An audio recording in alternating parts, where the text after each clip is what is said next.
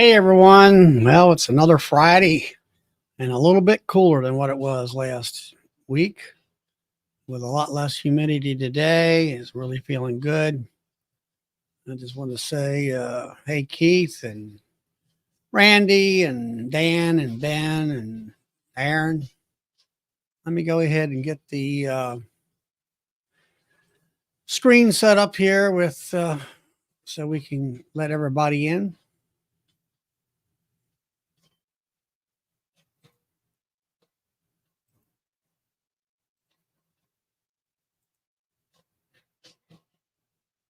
Come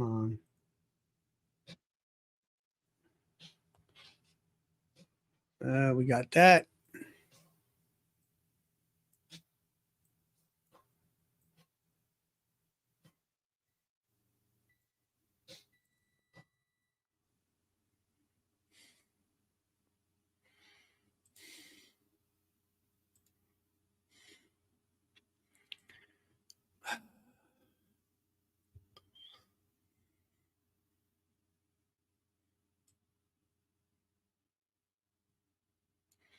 All right.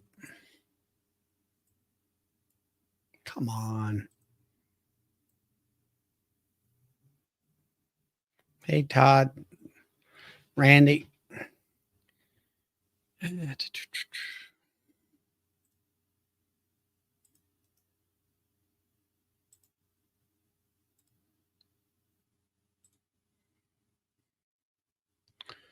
there's the link.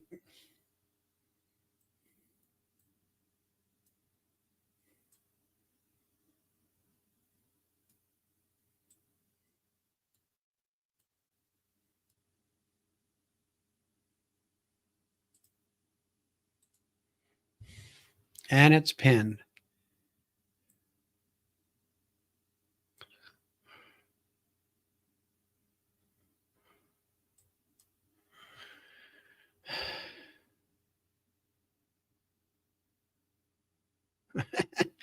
Todd says it's 110 out there in Fresno, California. So, hey,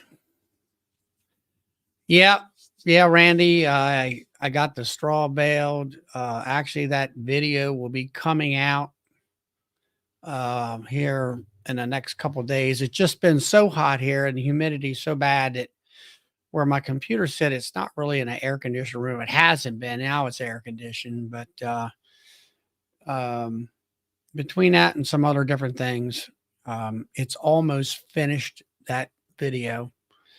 And we got the straw in. I didn't have to touch any of it with that new machine that guy has. And it'll show in the video where my son put it all in the barn and without anybody really having to work at all. And it was all done within one day or within the day. So anybody wants to come in, just go ahead and get the link. Let's see. Right now, hives are all looking good. Hey there, James. And hey, Mike. And I had a couple of nukes, like I was saying here. I think it was Tuesday night. I added a couple medium brood chambers at adding on to that. And clueless beekeeping. Hey, y'all doing? Good to see you. But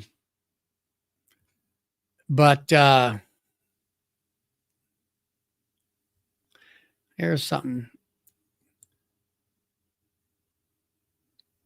Has anyone ever mounted any brood comb upside down in a frame? Will it emerge okay?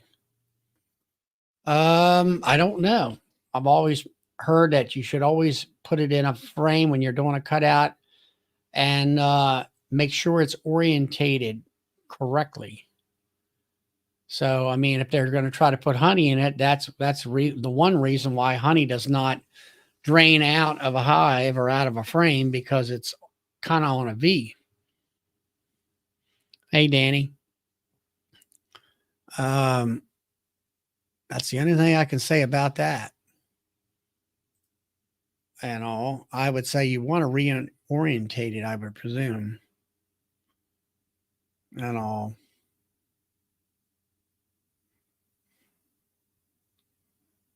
Let's see what we got here.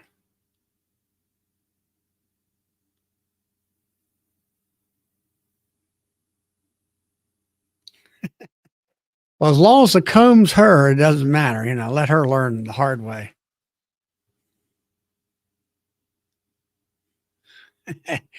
Hey, Brian. There's what you should do is just flip the darn phone, flip the comb and see what happens. And all that.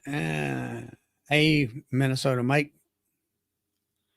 Yeah, it's cool here today. Actually, it is 76 degrees right now with low humidity. We were in the 70% range in humidity earlier this week. We actually shut the mill down, I'll say a couple hours ahead of time, around 3. But the help went away. I had to stay here. So a lot of folks hit 90. Yeah, it's going to be 90 here tomorrow. And then I think it's Wednesday of next week is supposedly hit 100 degrees, which I know Todd's going to say big deal. It's 110 right now, but it's and all that. So yeah, Dan says it's 90 tomorrow also. So it's coming this way and all that. I got a blueberry festival to attend tomorrow with my club that I'm the president of, selling honey. So it's been 3 years doing that, going to that festival. It's a small little thing. Only thing is I got a free cheeseburger out of it. So that's the payment for going to that show.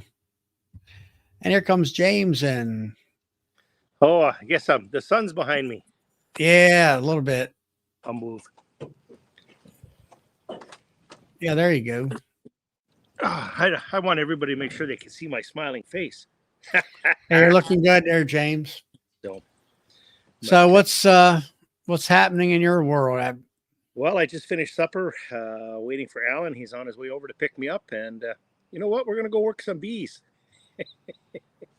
Imagine that. Are we going to put supers on? Oh, we dropped well one on every hive last weekend, and in some cases 2. So we'll check them there tonight. Actually, I guess we did that during the week. It wasn't even last weekend. But no, we're going out to replace some queens tonight. So I went and caught a bunch of them there earlier at the mating yard. So we're heading out to pinch off some of the queens that aren't producing where I want them to for last year. And we're going to drop these new queens in that are already laying up sheets and sheets. So they should let them out in about 3 days, and we should be ahead of the game in about 5. So now, when you KG's queens, are you putting attendants in there with them? A few, yep. Okay. I mean, some people say not to have attendants, and some people say they do. And I don't know what opinion thing or what. If it works for you, run with it. You know, what I'm finding is what works for me doesn't work for everybody else, and what works for everybody else doesn't necessarily work for me. So, if you can make it work, I'd say run with it. All right. Well, that's good. So now you're saying that these queens out there in the in your apiaries are not performing well. Are they 1-year queens, 2-year queens, or I know you have a 2-year cycle. Well, let me rephrase, or let me explain that one a little bit. So, any queen that doesn't meet my standards isn't performing well. I have pretty high standards when it comes to my queens. So, oh yeah, I can see that. If they're only laying up half a frame, especially right now this time of year with the flow on, I don't want them. They should be wall to wall sheet broods. So, right. So I've got a few that are well, let's call them subpar or substandard. So they're going to get replaced. And no, I would say some of them, this would have been their last year anyways. So they're just going to get replaced a little sooner. Yeah, that was something I was noticing in some of mine. I haven't been out there recently, but when I was out there digging in them, just kind of an overall check, as they were growing, since they're all new queens, you could definitely tell, like you say, one over here is going like gangbusters, and the other one over here is like, yeah, it's putzing along, and I'm like, okay, that one really needs to get, that definitely that's got to go. Yeah. And all that stuff. So, but far as my apiary compared to the spring, things are looking wonderful. As far as population is really great.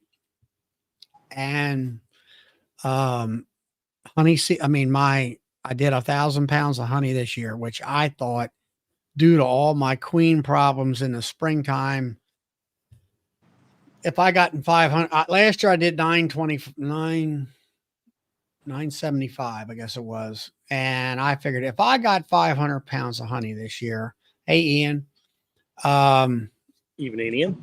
I can't see the comments, but he's going to hop in. Oh, excellent. If I can get half of that much, I'll be lucky, because of, all the downturn of all the bees and stuff. Well, I put all them new queens in. I put all those nukes in to repopulate the dead outs, and they must have really turned it on. And then I was concerned because of honey production. The trees were blooming, and it was starting to rain some, and I figured they were washing a lot of the nectar out of the blooms, and either they got nectar from other different sources or what, but they turned it on and gave me a lot of good honey this year. Well, that's what you want. So the flow is definitely on here. So when Alan and I were out last night, so we had another queen order here. Evening, Bob. We had another queen order that we were caging a bunch of queens and stuff like that for last night. But I've got a bunch of my old equipment. The equipment I had as a beginner beekeeper out there. Everything I've got is full. So if they had honey frames that were starting to be capped or just about capped or full, I robbed that from them. I try to keep those mating nukes down a little bit. So if they had 2 or 3 sheets of brood, I would take 1 or 2 of them. And I think we ended up pulling, well, I guess it would be 4, so just shy of probably 250 pounds from the mating yard of honey last night.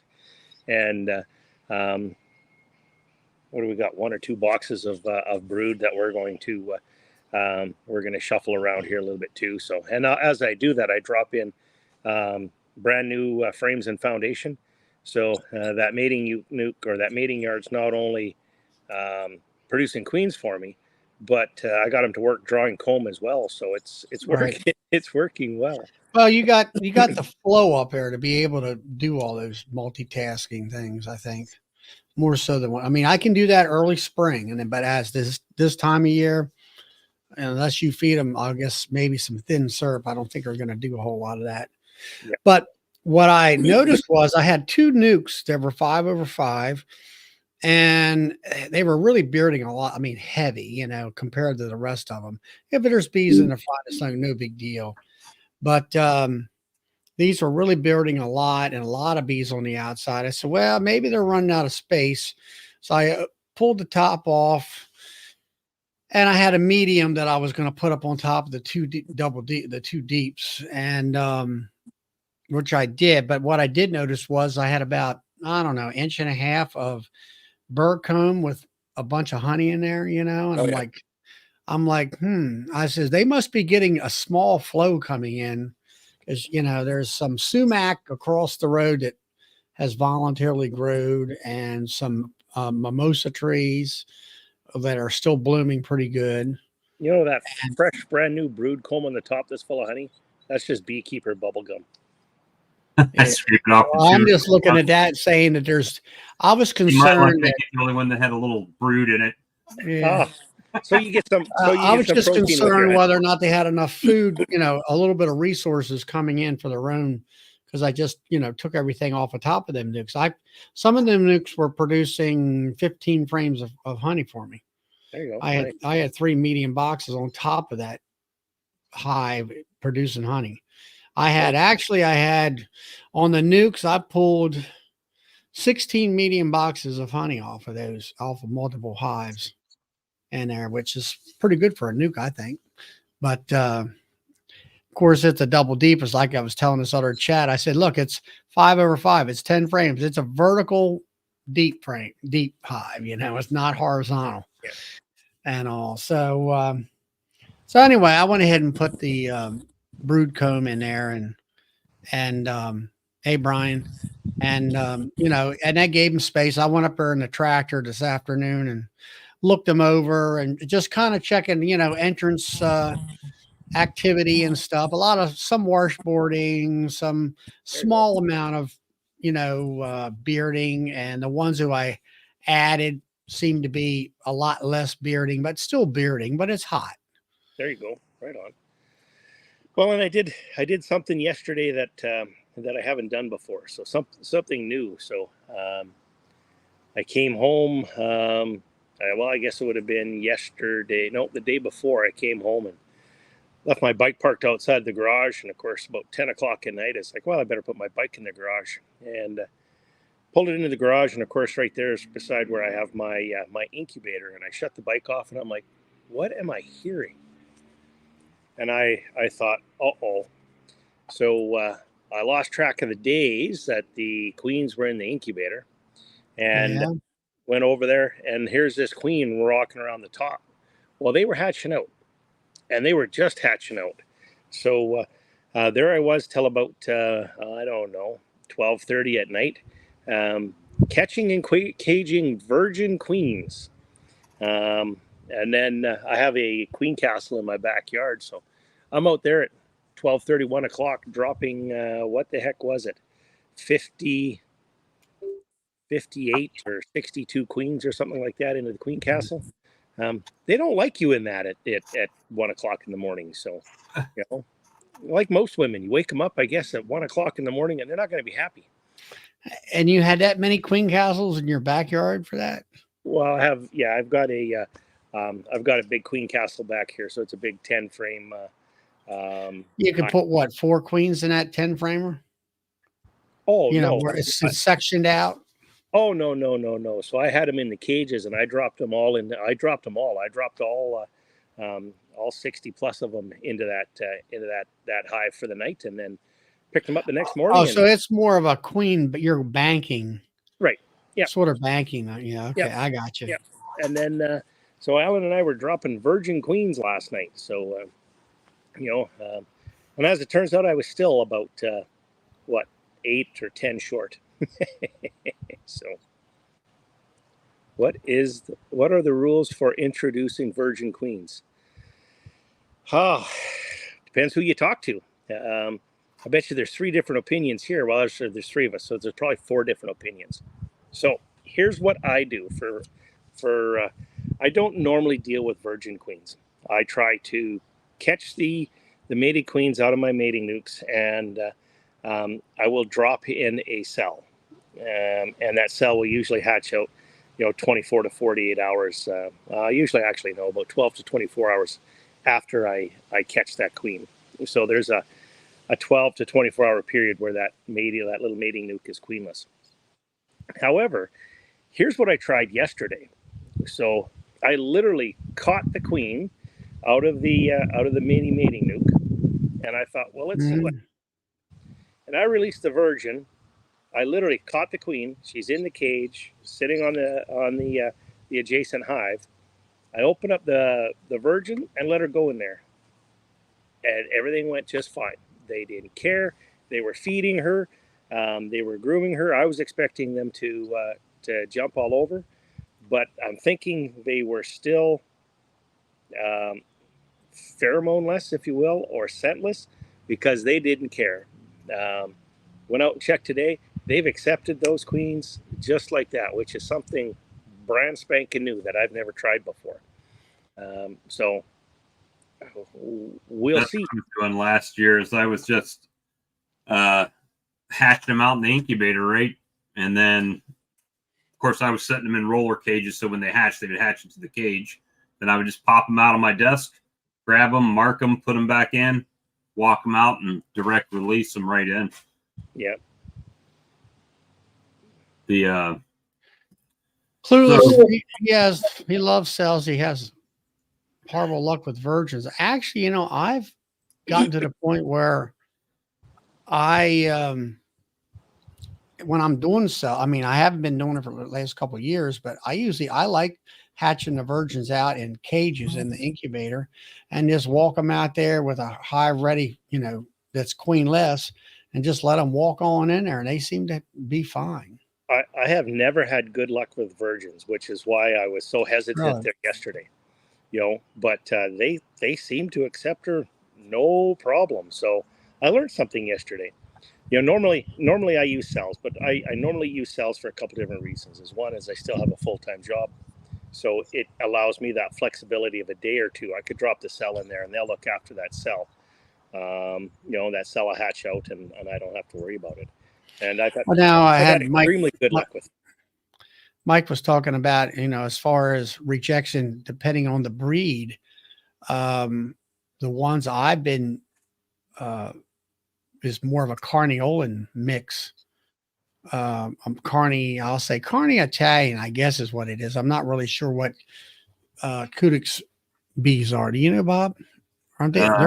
They're just a mix. They call them canines, right? It's just their. Well, I'm, you know, it's more of a Carney. It's a Carney. It's got a Carney background to it. Yeah. So Anyway, that's the mine ones are I've from been my- used to. Yeah, mine are coming from my breeder queens. So they are carnies. Well, I have both, but these ones that I released were carnies, and you know, inseminated with carnies. So I could track that line back, and amazing queens. Like absolutely, this whole I'm gonna say this probably the last 4 or 5 batches are by far some of the best queens I think I have Right. ever made. The virgins look like a mated queen. They're coming out. They're nice. They're fat. They're healthy. I think I finally honed in on the proper nutrition and stuff like that for the queens, and they are turning it back tenfold. They're really producing out there. So I'm quite happy, and I'm happy to say so. My new breeder queen that I received, I was a little question about her a little bit earlier because her bees were a little hot, but went back out there and that problem is corrected. They're nice, they're calm bees, they're not hot. I'll be able to graft from her, and I think she will make a lovely addition to the apiary. I know a couple guys are talking about the Russians. I had a Russian queen, a couple of them, and the one thing about Russian bees is you know, if you're used to an Italian and in their characteristics of how they build up and how they feed and all these different things, you have to really retrain yourself when it comes to dealing with a Russian, because their characteristics of how they do things are totally different than what I've been used to. And actually, that's why I never kept them. I just couldn't. It's like relearning a whole new bee program all over again. I do that every time I go to the apiary. Yeah, but you know, Russians, you swear they're queenless because there's a dearth on, and that's their nature. Whereas an Italian, they don't care; they just keep on laying. You know. Well, guys, I spent the day moving hives out to the new apiary out there. Did you get rained out? Yeah, I mean, I took 12 out there. Actually, I'll say 11. One of them just didn't have anything coming in, and I didn't check it. I was just grabbing them and putting them in the back of the truck and carrying them over there. And one of them looked really suspect. So even though there's a box there, I don't even think there's anything active in there. But overall, I mean, there's at least 11 solid colonies out there that they're not competing with everybody else over here. So I think you'll see a difference. I really do. Should give it a little bit of love. Well, hey there, Mr. Ian. Evening, fellas. Hey, Try to get this. oh, there you go. How's everything tonight? Good. Good. Not too bad. Needed some rain. We got a little drizzle. That was about it. Everything else is We burned got up. to. And it's only 79 degrees right now. Yeah, Cold well, snap. we're still burning up over here. So What do you call it? Colorado low? That's what you guys call it? That's what we must be having right now. yeah, I don't get many Colorado lows over here in Alberta. So I mean, and we've got enough rain coming in, and where the field behind me right now, it's as green as that right now. But second cut in the hay, I'm not sure whether we're going to make it. well, here's what's happening over here. We're getting such a drought and heat. Our poplar trees are dropping their leaves already. So I mean, in fact, here I could show you right behind. Let me see if I can do this. We're not that dry. We're wet. We just started getting that heat from your side, James. It was a hot day today. So I don't know. Brought the honey flow on pretty hard, actually. It's actually working out all right. There you go. I don't know if you guys can see all the leaves in my backyard. No, no.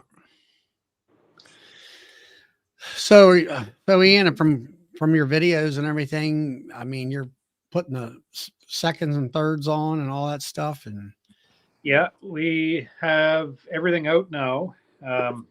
Like 6,000 or 7,000 boxes are out. And it's like, 10 days ago, I'm thinking about feeding because we missed the spring flow and things are so slow and so cold. Oh, we missed James. He dropped out. yeah, James dropped out for summer. He'll be back. But I was thinking about feeding, and I was like, where's this flow? What do we got to do? And then go off to the lake, tell the guys to box up the colonies, come back. The flow has exploded. So as soon as I got back from the lake, we went into the splits to get boxes on them, and they were packed right out with honey. It's like they're at a state of starvation. The last time I checked them, and then when I checked them after the lake, like a week after, plugged right out. So we worked as hard as we could to get boxes onto them.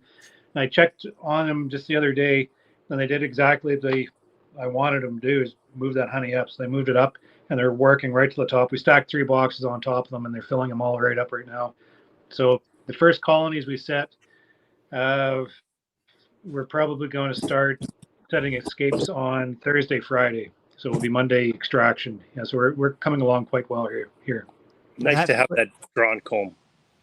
Comb is key. I'm telling you, it's coming in so hard right now that if it wasn't for the comb, like they're almost ignoring. They go from slowly drawing out the foundation to absolutely ignore the foundation, fill up the comb, and now they've filled up the comb. They're kind of creeping back onto the foundation. So we're in a good spot. Yeah, I'm still fighting that foundation battle. I probably will be for another year or two. Yeah. Now you're saying you're going to extract. Now, is that comb actually capped or partially capped? It's getting close. Yeah, it's getting close. For the first set, we're keeping a little bit tighter, so we only have 3 boxes on top. And we went around and I topped, put a 4th box on them, like a 4th honey super, just because of the surge is coming through. I got to give them lots of space. And they're not capped yet, but I bet you, coming 5 days, I'll have to go out and check moisture content to make sure it's dry. But as soon as I start seeing the cappings, and as soon as it gets down to that 18.5, then we're going to go as hard as we can. But it's been so humid. Because though, I know might have trouble. your concern is this is obviously canola honey, I presume, and it crystallizes as fast as you can look at it, and pretty anyway, quick. Like maybe not. You got to get it in. You got to get it through that extractor quick. Well, it's we kind of exaggerate a little bit, so we do have a bit of time. But we got to be Johnny in the spot because we get into August and then we get late. If we push into September, then we run into trouble that way. If we get any type of cooling. You had that. What was it last year? You had that auger in the bottom of that capping area there, and it was solid. You had to finally break it apart. breaking apart and everything. Yeah, the problem when that happens is you start seeding the entire extraction. So once it starts to granulate like that, you break it up, and then you almost like you're seeding your entire extraction for the rest of the day or 2 days, and then it sets up like that. So as soon as it hits that tank, you got to get it into the barrels really quick because it sets up just a beautiful creamed honey. No complaints. But now you were talking about your spring. I talked to Brad, and he was saying where his bees couldn't get out to the I think it was the dandelions, where that is your sort of like your spring flow to get everything started. And was that pretty much what you had? Was the dandelions you were trying to count on? Yeah, we missed them. I'm not sure. I think James, you might have got the dandelion, or did you get the spring flow? No, we got the dandelions. So the dandelions and stuff like that. And when that hit, it came in hard. Like they filled. We had a couple hives that filled a couple boxes with that dandelion honey. Oh, that's right. You're saying that. Yeah, we missed that completely. Like we got the bees out of the shed, and we pounded the feed to them, and the nest just exploded. I'm glad it did that. And then I started seeing the fresh stuff coming in, the free stuff. So I pulled back on the feed, and a few days of cold weather. Oh, it's going to be. Oh, and then we had a good day. Oh, here it comes in. A few more days of cold weather. There is some nice weather. So I never did get back feeding them. I should have fed them all the way through. I should have fed them because I was anticipating the flow coming in, but it never materialized. Not enough come in. Then the colonies actually suffered a bit. After we went through the spring flow, I ended up with the colonies with basically nothing in there. They've eaten all the corners out. So after that, I was trying to get weight on them. I could not get weight back on those colonies. They're light all the way up until the flow here. We ended up with a little bit of that as well until that dandelion really came in. And the mistake we made is we stopped feeding. We were anticipating it coming. We didn't want to block them out. And we kind of kind of ran into that, and we paid for it because the colonies actually, shrunk in size. And then all of a sudden we had 24, 32 degree weather, and the canola came into bloom, the clover came into bloom, the alfalfa came in, like everything all of a sudden hit all at once, and our colonies had shrunk. So, we're paying for a little bit on that end, but that's a learning, I guess. Yeah, I'm coming upon not many. We're walking razor's edge all the way through, and we're just getting the feed to them in time. Is like we were having such trouble to get to the bee yards too. It's so bloody muddy. So it wasn't all my fault for not feeding them. I mean, we could not get out there for part of it. But I'm going through and I'm boxing up these colonies. I can tell the colonies that or the yards that maybe we missed. They were a little bit light and they might have suffered because they're not filling up to the fourth box. They're maybe only the third right now, but not many. I can only count like one or two, one bad yard, and then maybe two. But out of 42, that's not too bad. Yeah. That's how she goes, though, right? Sugar too expensive, and you see that free stuff. You just want that free stuff to come in. Yeah, well, the expense is one thing. The other one is of course, as we're growing, we're learning. So we're going to chalk that up as a little bit of a learning exercise, and we're going to we'll be ready if that happens again next time. Yeah, I know better than that too. Like typically, if I see any type of a cooler type spring, and that's what we had such trouble getting the crops in. It was so wet, so cold. Oh yeah, well, we finally did. But typically in those types of springs, I put it to them, and I'm always ahead when I do that. But this year I'm off last year, and last year I had a bad honey crop, so I didn't have as much honey revenue so I figured, okay, I'm going to pull back a little bit here, save a little bit, and that ended up being a mistake. I should have just poured the coals to it all the same because it's going to cost me money in the long run here. But whatever. They're filling up with honey right now, so that's the main thing. Yeah, but we're smiling as long as the honey's coming in. We're smiling. And you know what? I'm actually quite surprised. We're going into the mating season. I thought I made a big mistake. Well, I bought a bunch of queens. I bought some queens to requeen. And I bought some queens in to make up nukes with because we had that cold spring and I wanted to protect my risk a bit. But we still made up by, how many was it? Like almost 500 splits there. And it was more like 700. We had about a 85% mating success, and that caught me by surprise. I thought it was going to be a lot less than that. When we were going back on the checkbacks, I actually had Carrie start making sales again just to fix all the problems. And she was going through yards. The first one I think it was 55%, and I was like, oh, here we go.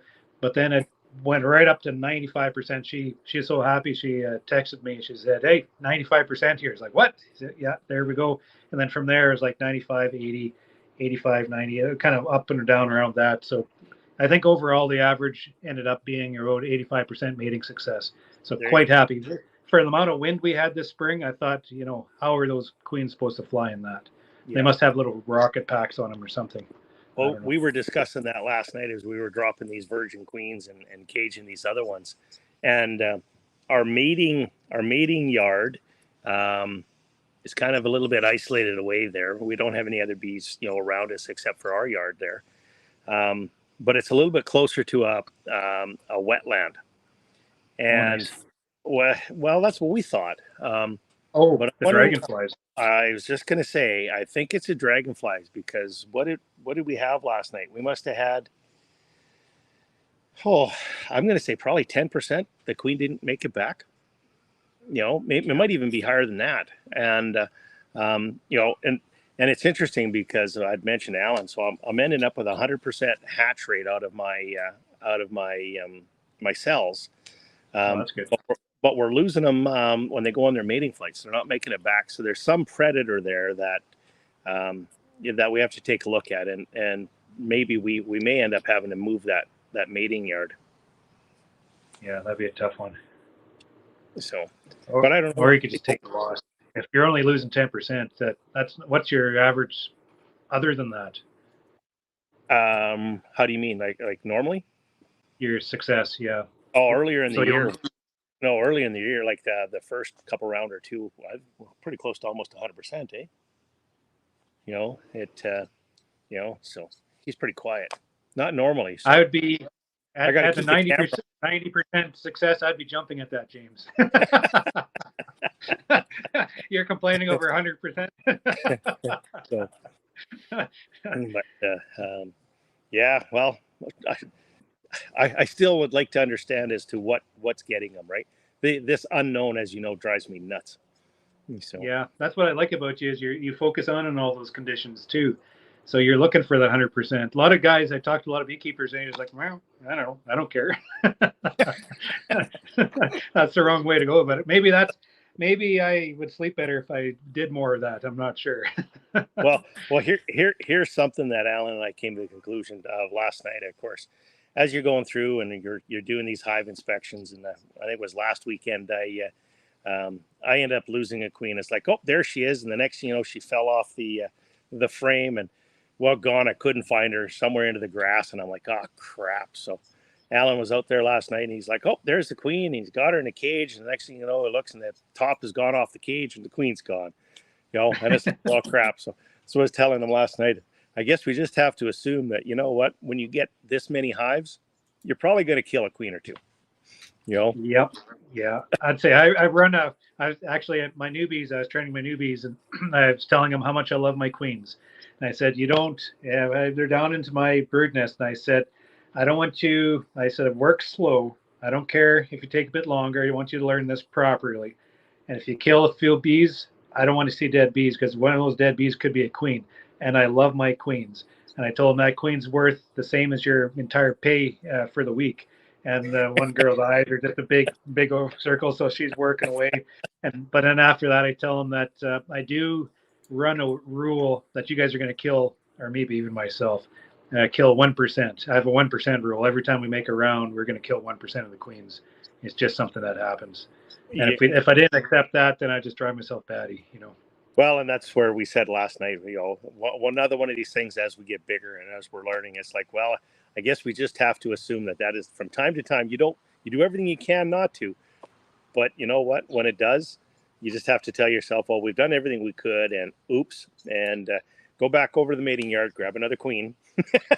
Yeah, that's where that mating yard comes in handy. I had to laugh because after a week of working, the one the girl, she comes up to me and she says, boss, I cost you 0% queens this round, but the guy working here, he cost you 3%. She figured she needed a raise.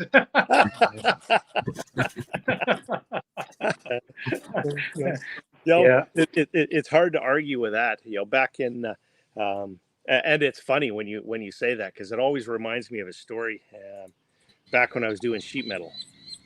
And when I was doing sheet metal, we had one young apprentice that worked for me, and we were hauling this pipe down into the basement. It's 20-foot length of spiral pipe, and some of it's 4 inches, and some of it's 6 or 8 inches in size. And everybody's got 2 of these, and down, up and down the steps they go, right? And I finally pulled this young guy aside, and I says, "Okay, listen. Everybody else is hauling 2, and you're hauling 1. Like, why is that?" And he stops and he thinks for a minute. He says, "Well, I guess everybody else is just too lazy to make 2 trips." And I was like, "Carry on."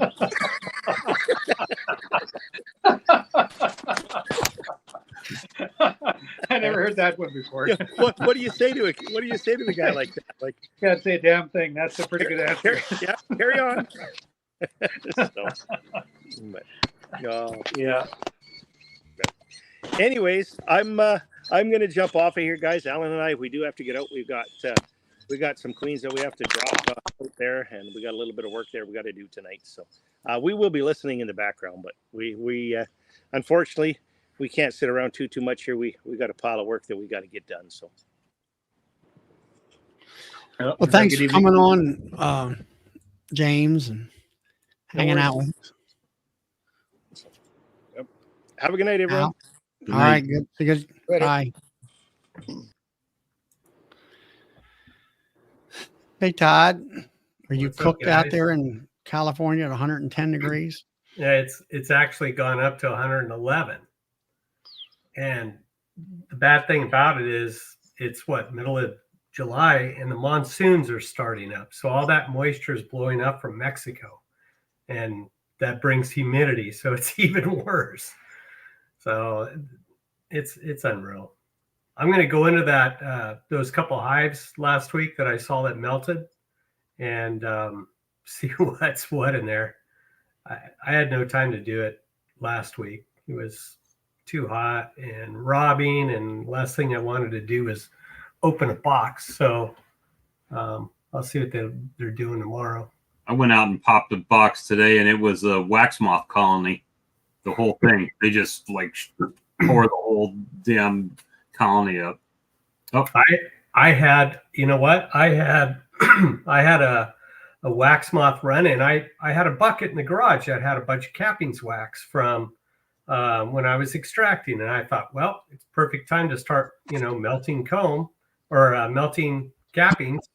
So I opened that bucket up, and all I saw was webbing, and in the middle there was a little hole, and you just see maggots. They were all over the place. So what I did, and I thought the lid was secure, which it was, but they must have been in the wax. So I dumped half a bag of mothball crystals in there and put the lid back on, and I'll look at them next week and then throw them away. But all that wax is toast. I had almost a 5-gallon bucket of wax. So, what's happening, Doug? You out in the apiary? I don't think you can get the sound out.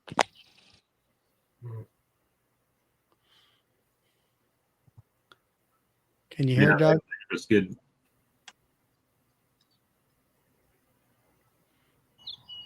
I'm in a poor connection area here. I might have to drop. Now we can hear you. He's got a bad delay too.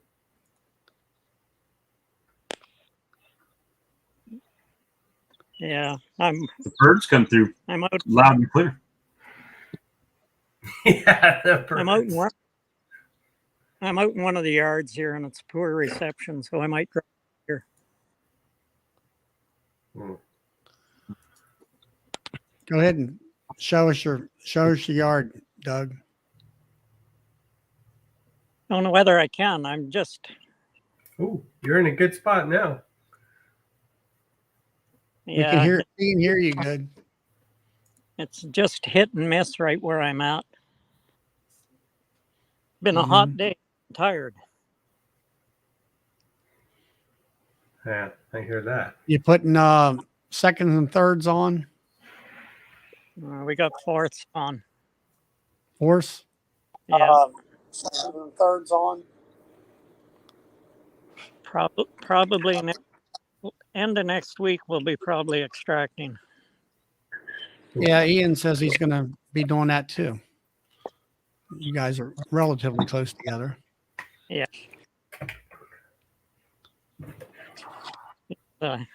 Seems like y'all just started the flow and you're already pulling a bunch of honey off. That's how quick it comes, right? Yeah. A couple weeks, start pulling it off. Well, it's going to be different this year too. Like some of the yards, you know, a week from now there'll be nothing left for flowers, and some of the other yards, it's just starting to flower. So. How many weeks you And figure, Ian, that your honey flow goes? You know, a month, 2 months at the most? I usually count. Well, it's typically short here, kind of like what Doug mentioned.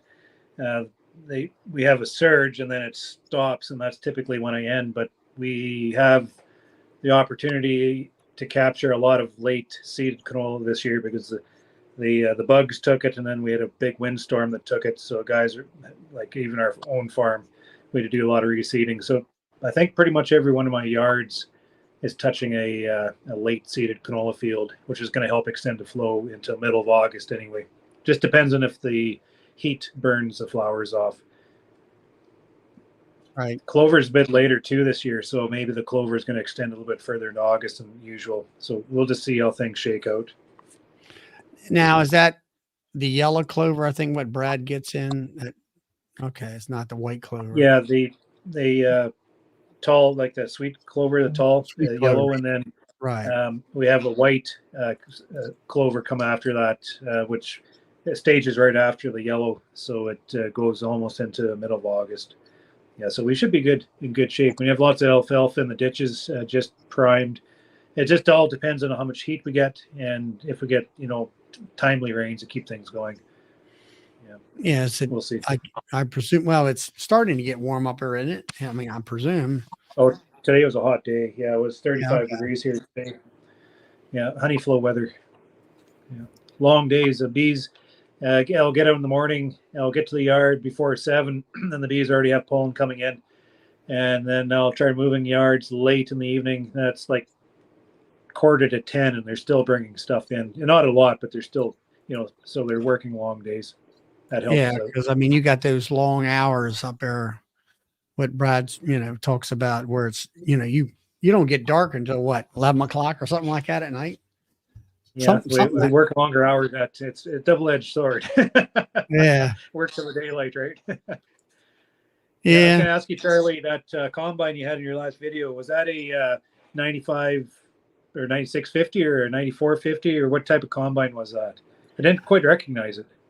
Yeah, well, what it amounts to, yourself, though, it's a John Deere combine, but it's only made in Europe, and that because it's like my old combine. You know how you had the throat that comes down to the head. Used to be you had your cylinder head crossways in there to thrash the weed out, and of course your straw went underneath of it, and it kept it long, and that's what that has in it.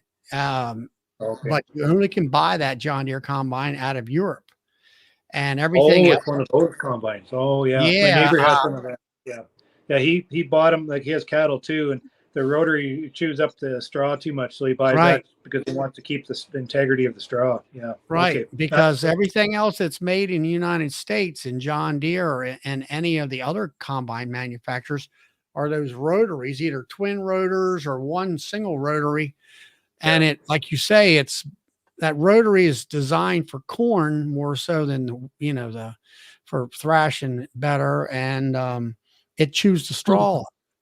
So my son's and friends with another farmer down the road here that he'll be on the next video about the baler, Mr. Dietz. And so anyway, they hired this young fella out of Pennsylvania, and he bought this combine. Like you say, you had to order it out of Europe to get it. It's a John Deere, but they call it, there's another name for it, another brand name. And it's a hillside because it's keeping the machine level, but the darn head's, floating on the Oh, nice. ground. And Yeah. not that we, I guess because where he goes with it, I guess he needs that. And so anyway, it works better when you're selling straw to like landscapers and stuff like that. They were complaining about the straw that's tore up, that the blowers that they blow, it won't blow it as far.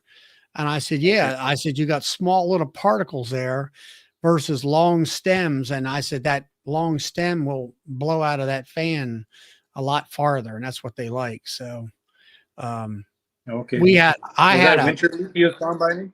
huh? What's Was that winter wheat, or what type of wheat was that? Yeah, I guess you'd call it winter wheat. We plant it in the fall and then it goes through Yeah.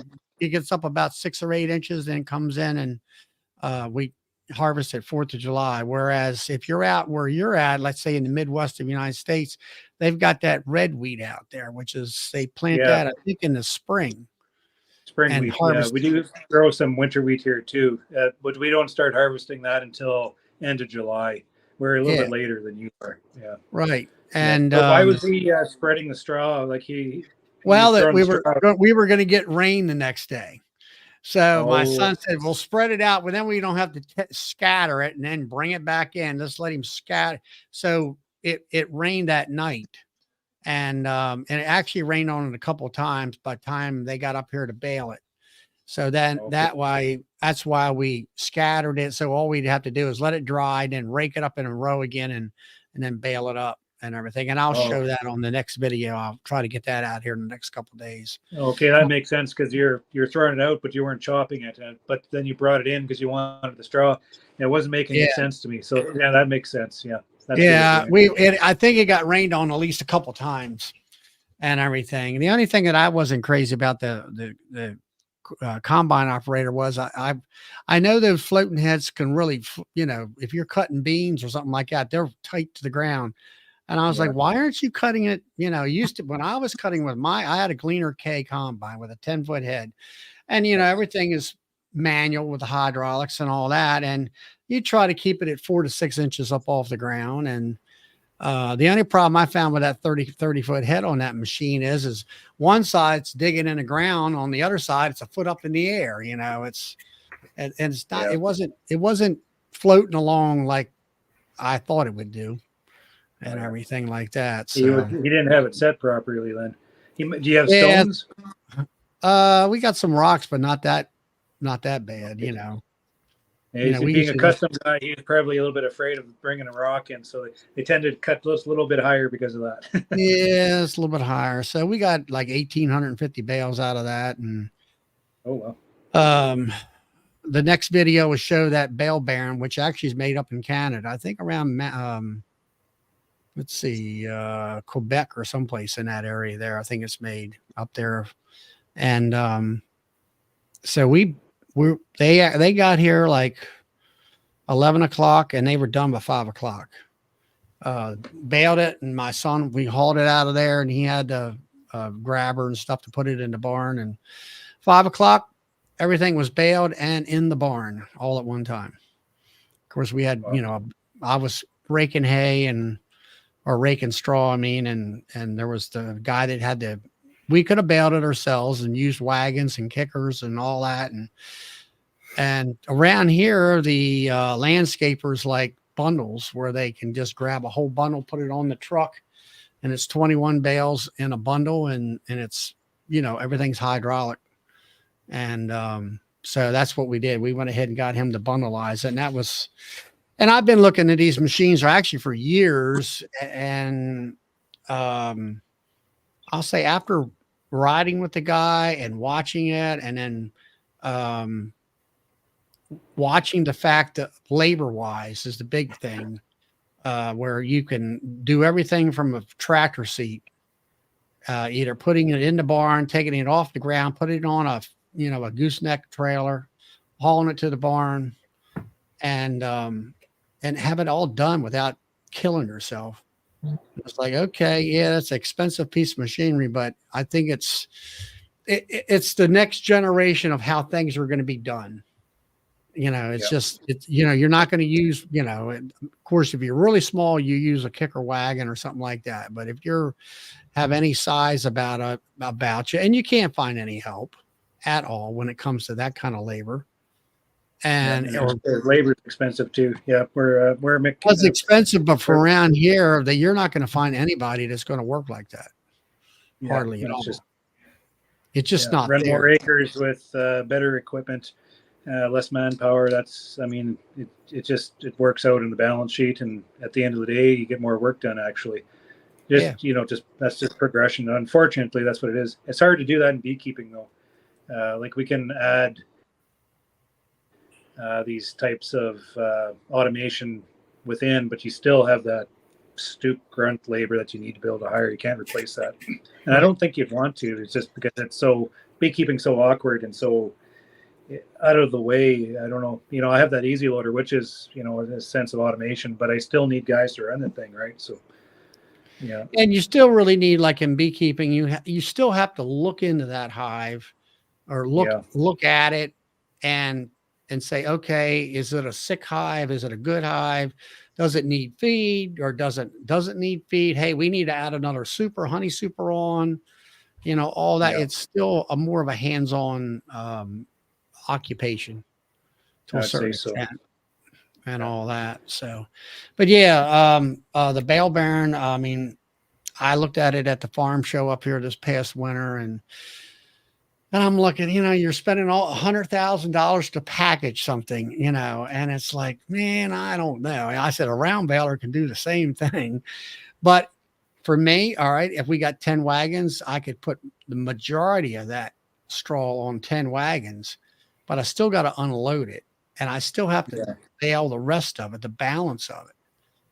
And with that machine, we baled it, picked it out of the field, and put it in the barn in one time frame and now I didn't have to touch nothing. You're just sitting in a seat and doing it. And then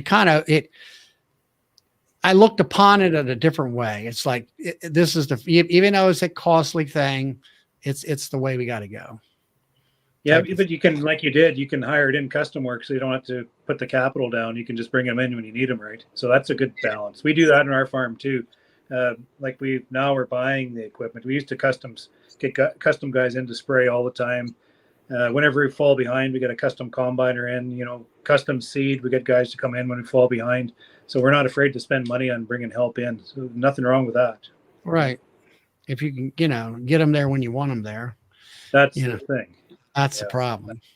That's the thing. I mean, it's like when my father, we bought that Gleaner combine. Well, we had a Massey Harris, like you got the one that you were working on, Now yours must be a newer model because it's got an auger on the front of it. Mine's updated 21A. The first ones that came out at the beginning of the war, they had that canvas belt. That's probably the one. That's what we got. We had a canvas with the wooden slats on it, and I think it was a 7-foot cut. Holy man, that was boy! I run this thing like I haven't got the engine fixed up yet. I'm having trouble finding parts, but anyways, when I'm running this thing and it's so damn neat because everything's purely mechanical, right? And I'm going through and I'm cutting. This is a 12-foot cut going along, and the thing is just belting out the smoky. That old Chrysler engine just sounds just mint, right? Working away. I'm just loving running this machine. And when a neighbor comes by, he's passed away now, but he walks over and Dad said, "Why don't you jump on this combine? You won't want it all your life." And he's there's no way I'm jumping up on that damn thing. There's too many cold Novembers with that dusty breeze up my pant leg. He says, "I'm not gonna go." So he had a totally different memory of that machine. Yeah, but we had it to where we had the book for it, and you could put a bin in the back of it. Well, we didn't have the bin. You had an area where a walkway, and your back, and when I was growing up, they were putting it in burlap bags. We were bagging it. And then finally, the local farmers in the area, the one guy, he got a New Holland combine with a 13-foot head. And I think he told my grandmother, my father did, he said, "Look, we either get a combine or quit." So we bought this gleaner, and that's where we went from bags to a truck, and made sideboards and all that stuff. Yeah. Yeah. My father, he owned an L2 Alice Chalmers. So we Yeah. know all about the gleaner combine. Yeah. Okay. Well, I didn't know any different. Yeah, he called it a good combine at that time, but all the neighbors called it a silver super. Yeah. It was a good combine. Yeah, they were decent, back in the day. I mean, that was modern for us, so and all that stuff. So anyway, I'm about to run out of battery here. I'm gonna have to jump off, but I wanted to ask Bob, how do you make out of that yard around the strawberry farm you had trouble with last year? Well, that's this yard. That's my main yard. So they moved from down the road, and they did 188 acres up the street. Now I've got an apiary as of today on both sides of it, right? So causing any more trouble? No, it doesn't seem to be. So maybe there's just enough in between it that they don't really go that far. But it hadn't really posed any issues. So we'll see how the new yard does. It's actually got some farmers' fields, and I don't know what they have planted over there right now. This first day I set it up was today, so we'll see how they go. But it's going to be an interesting experience, it always is. I'm just trying to reduce the amount of colonies that I have here and kind of spread them out to where there's not as much competition and pressure from other colonies right here in my yard. So I'm reducing them here and moving them out a bit. And that other apiary is 6.5 miles from me. So it's not, 9-minute drive, no problem to get to. So we'll see. How's the supplement working out for you? Is it still kicking the beetles' asses? Yeah. So the only one that I really had a beetle issue was I actually moved that colony today because I had a set of hive stands that were kind of in the tree line. And of all those colonies, only one really had any beetles in it. So I moved that out to direct sunlight today off of the tree line and put supplement in it. And we'll see how it knocks it out. And one thing I wanted to ask you was, are you doing sunflowers again this year or no? Yeah, we got quite a few. I have a quarter section right beside the my yard here, and then we have another quarter section down closer to Miami, and then there's neighbors with it scattered all through. So I do have, actually I got buckwheat this year too. That one guy couldn't get his crop in, and then he sowed a late crop buckwheat crop, so I'll have buckwheat honey this year too. I'll probably curse that damn buckwheat. Yeah, I'll have a little bit anyway. It'll get mixed in with your other stuff, and you'll be like, "This tastes like ass." Yeah. or motor oil. But yeah, this up your way, Brad. Oh, hot. Trying to get the work done. Crazy hot. I'm glad I don't have your workload. I can hardly handle mine. Yeah, it was a hot day, and I was looking at the forecast, and I think someone whispered 38 degrees actual temperature. So I told the guys, we'll take it a little bit cool. I won't send you out to mow grass in the afternoon. But then I was looking at the thermometer, and it's only 33. So I sent them out, and I think they're cursing my name when I did that. But 33. Yeah. My system says what is 33 in I would take 33 any day, Rick. Well, yes, I know. What's 33, Charlie? It's just a hot 91. 91. Still double digits. Yeah, that's true. Double digits. So I come on, and then Ian bolts. What's going on? He did another Irish goodbye. His phone. The last time his phone got hot. It must be one of them iPhones or something. It is. He said he had a low battery a few minutes ago. So I took this picture this morning. Look at that. I went up to my apiary. It looks good. Isn't that kind of neat, the way the sunshine's coming down there? Just on my apiary. Through the clouds there. Yeah. Good. So, yeah, just doing doing rogue cell checks and supering up those zombie nukes. It seems kind of weird to be adding supers to queenless colonies, but what am I going to do? They're plugging up. They'll still make honey even without a queen. They absolutely do. They absolutely do. So hopefully I'll be getting queen soon, and we can put those queens in there. Add the queen excluders, and Bob's your uncle. That's the hand of God shining down. Yeah, well, you said it. The hand of God is on my apiary. It's proof this year for sure. Yeah, that's kind of the way I feel about mine with the honey production that I got. I actually got more honey this year than I did last year, and I had, a terrible beginning, with the queens and dead outs and everything else. So I just did the rogue move today. I didn't lock him in or anything. I strapped him down and threw him in the truck and let's go. Snatch did and you grab. kept him in the 5-frame nuke? Did you? Well, I only moved one nuke. Everything else was in a single. Everything else was in 10-frame at the time. I thought it was 5-frame, which we talked about. Put a strap on it and threw it in the truck, and off we went. And So then it DC started asked raining. if the queenless makes more honey. I think for a period of time, I think they absolutely can, because feeding the brood uses a lot of honey. So They got nothing else to do. Mel Discicone, that's part of his OTS model, is he says that colony will make 100 pounds more honey by being queenless for a month, by being broodless for a month. So I think they will. Who said that? Mel Discicone, the guy who wrote the book on OTS, he talks about the brood break in July. Oh yeah. And, so having no brood during the honey flow, he says that they make 100 pounds more honey, which that's a bold claim, but I who am I to say he's wrong? Well, if you can get, the main thing is to get that honey. And if you can, I got issues right now, but maybe if things will work out for you, you'll get a decent crop of honey to get you through. Well, honey flow is best time to requeen, right? Best time to raise a queen. So it's also the best time to have no brood to feed. Yeah. Let's see.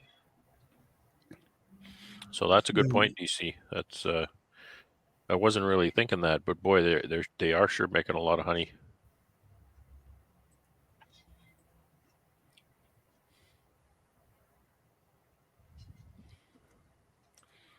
Every year it feels like I'm a first-year beekeeper. I feel like I'm going backwards, actually. And that's not always a bad thing, because sometimes I think, at least in my case, I lose focus on some things that really matter, and it takes something to shock me back into paying more attention to what's going on, and maybe slowing down a half a step and just paying a little bit more attention to what's happening. I mean, then you go out there like today. I'm trying to select colonies I want to move, right? So I pop the top on one, and the whole thing is just webbed up with wax moss, and there's no bees. And it's it was terrible. It's one of those things that I probably should have put on YouTube, but didn't. So you didn't shortlist that one? No.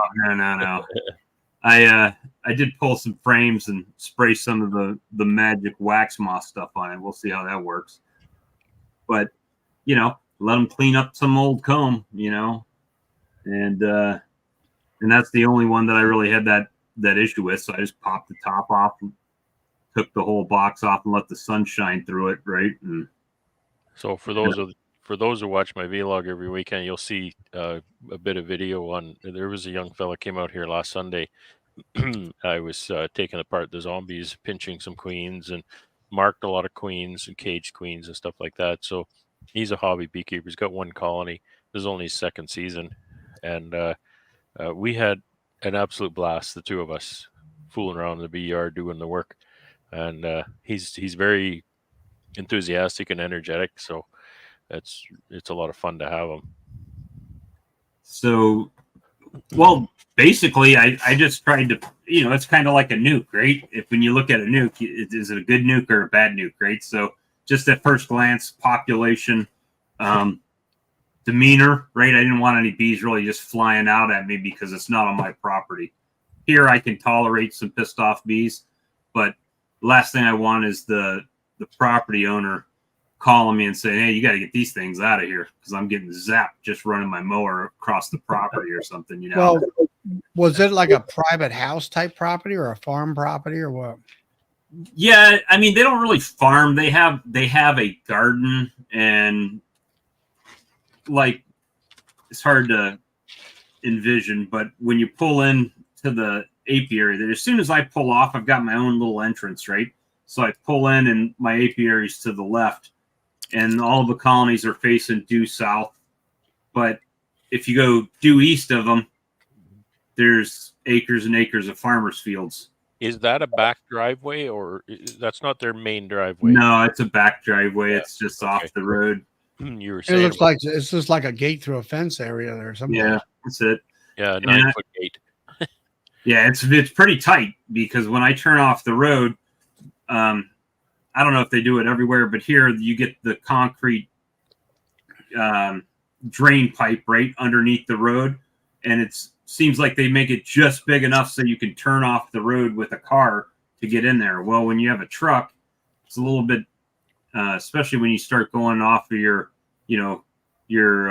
Ford Rangers and the S10s and stuff like that, and you get to a little bit bigger truck, it makes it a little bit tighter to turn in there. But I've been able to get in there good. I didn't think I could pull a trailer. Like 8 or 10-foot gate.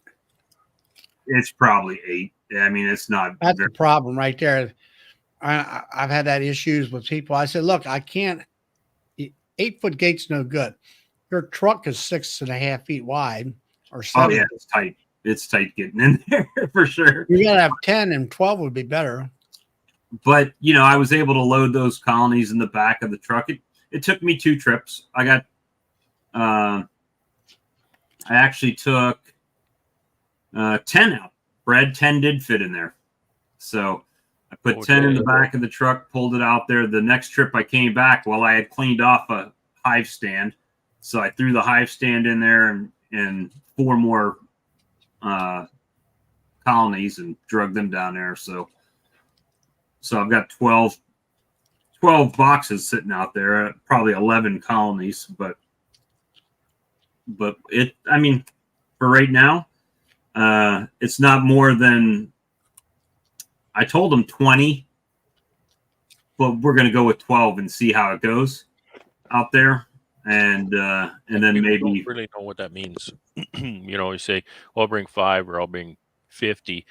They don't really know what that means as far as, their comfort or the concentration of bees or anything. So they have to, figure it out and just keep in touch. I say just keep in touch and let the bees sit there a while, and then talk to the landowner and say, so how's it going? Are they a nuisance to you? And yes, so right now, what I want to make sure of is, first of all, those farmers aren't spraying anything on their fields that are going to kill my bees, right?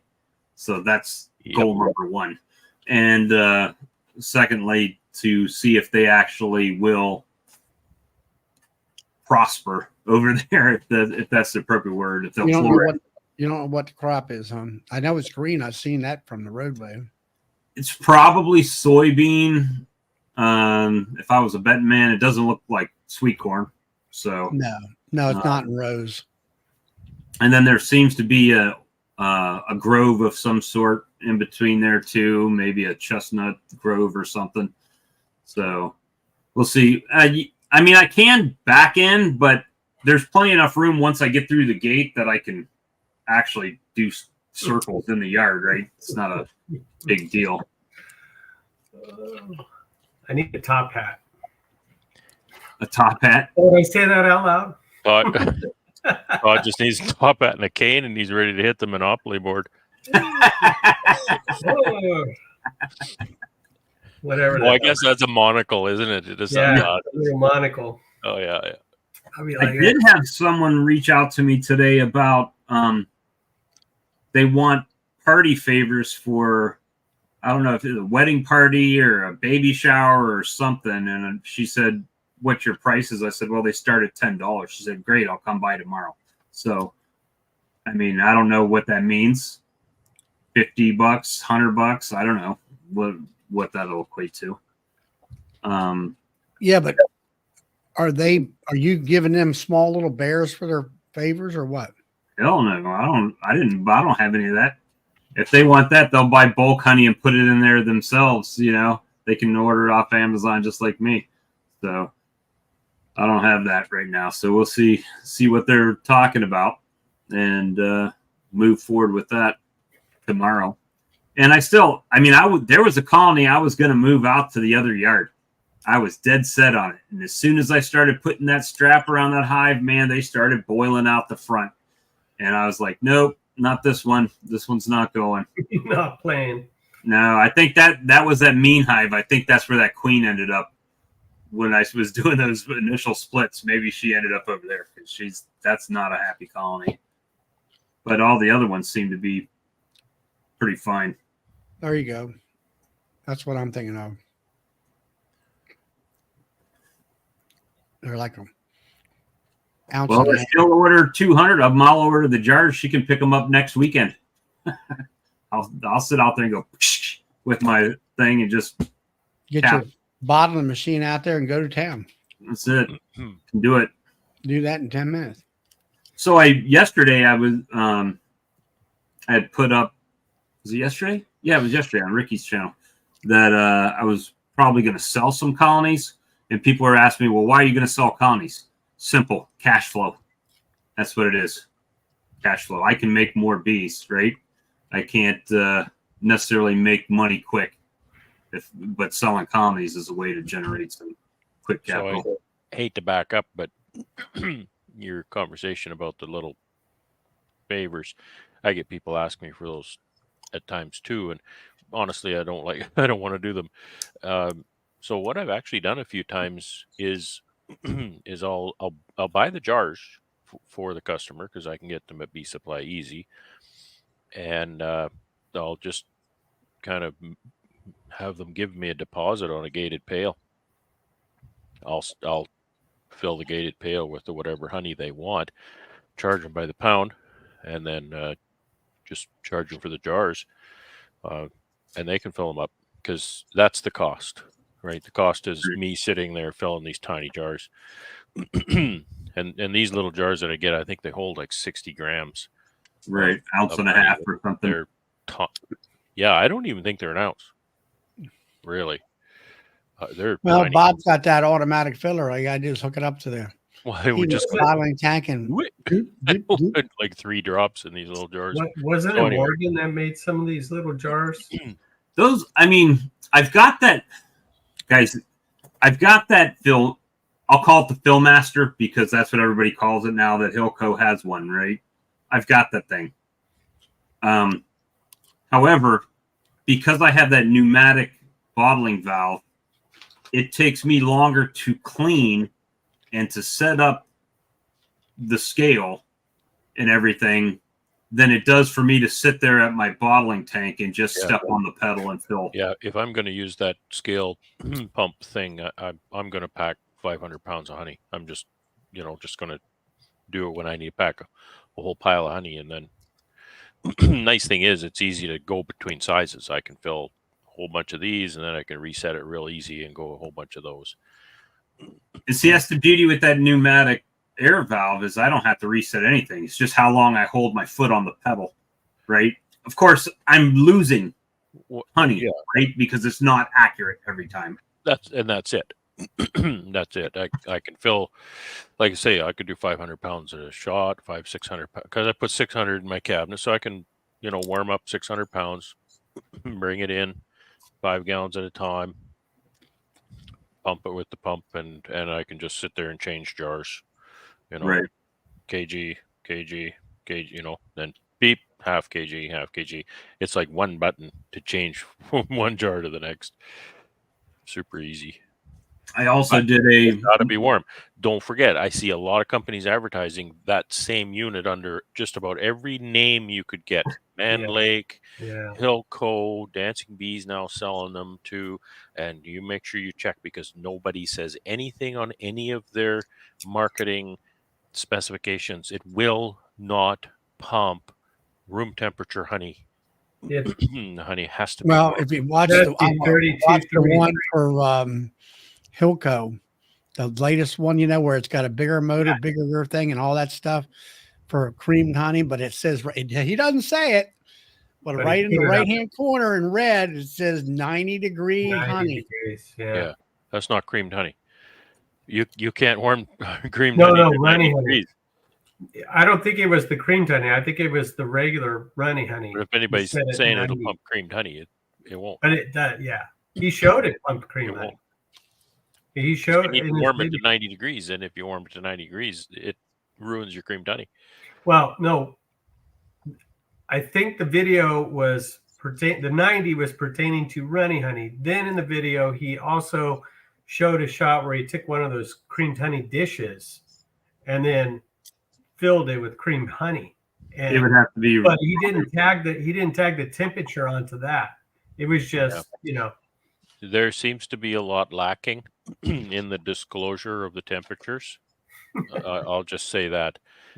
I've seen that unit advertised, like I say, under 10 different brands. It's the same unit, and not once have I seen a marketing, a website say you need to warm the honey, and I would think if they don't say you need to warm the honey, then it should do it at room temperature, right? You guys know the problems I had with this year with it. I had to warm the honey and all that stuff. And well, room temperature for me is about 80 degrees in my house, so it might pump it. Yeah. I could put my bucket outside for an hour and it'd be hot. Room temperature is a constant, though. So I calibrated my refractometer yesterday and checked my hot honey. What you use? Olive oil, Yeah. just olive oil. Is it olive oil or extra virgin? Well, it was extra virgin olive oil, and I'm a little bit high on my hot honey still, so it needs to come down maybe a 0.5, and then it'll be good to go. So it's not too bad. I know when I do it, it's a long process, so I don't rush it, right? But I like Brad's idea. Clean out my uncapping tank and then pour that bucket in the uncapping tank and spread out that surface. Oh, yeah. The surface tension in there.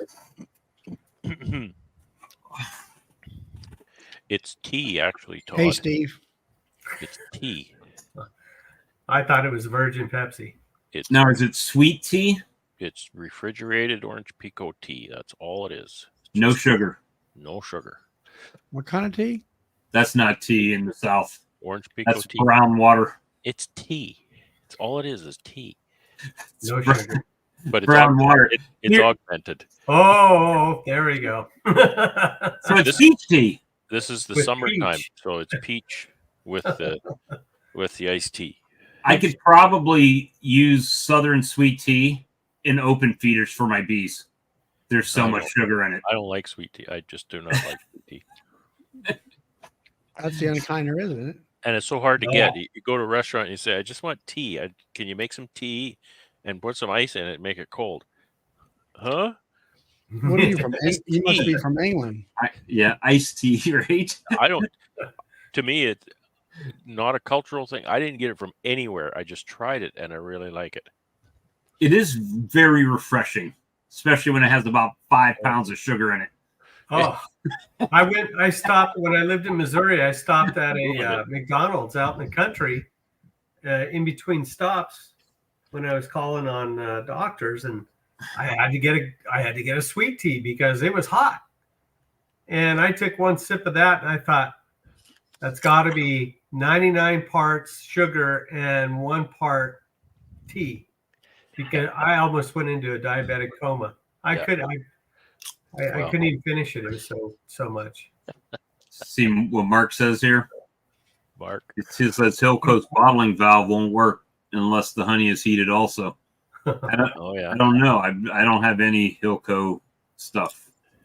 But do they talk about that in the marketing? I wonder. Like, I think that's pretty important to know. That's very important to know.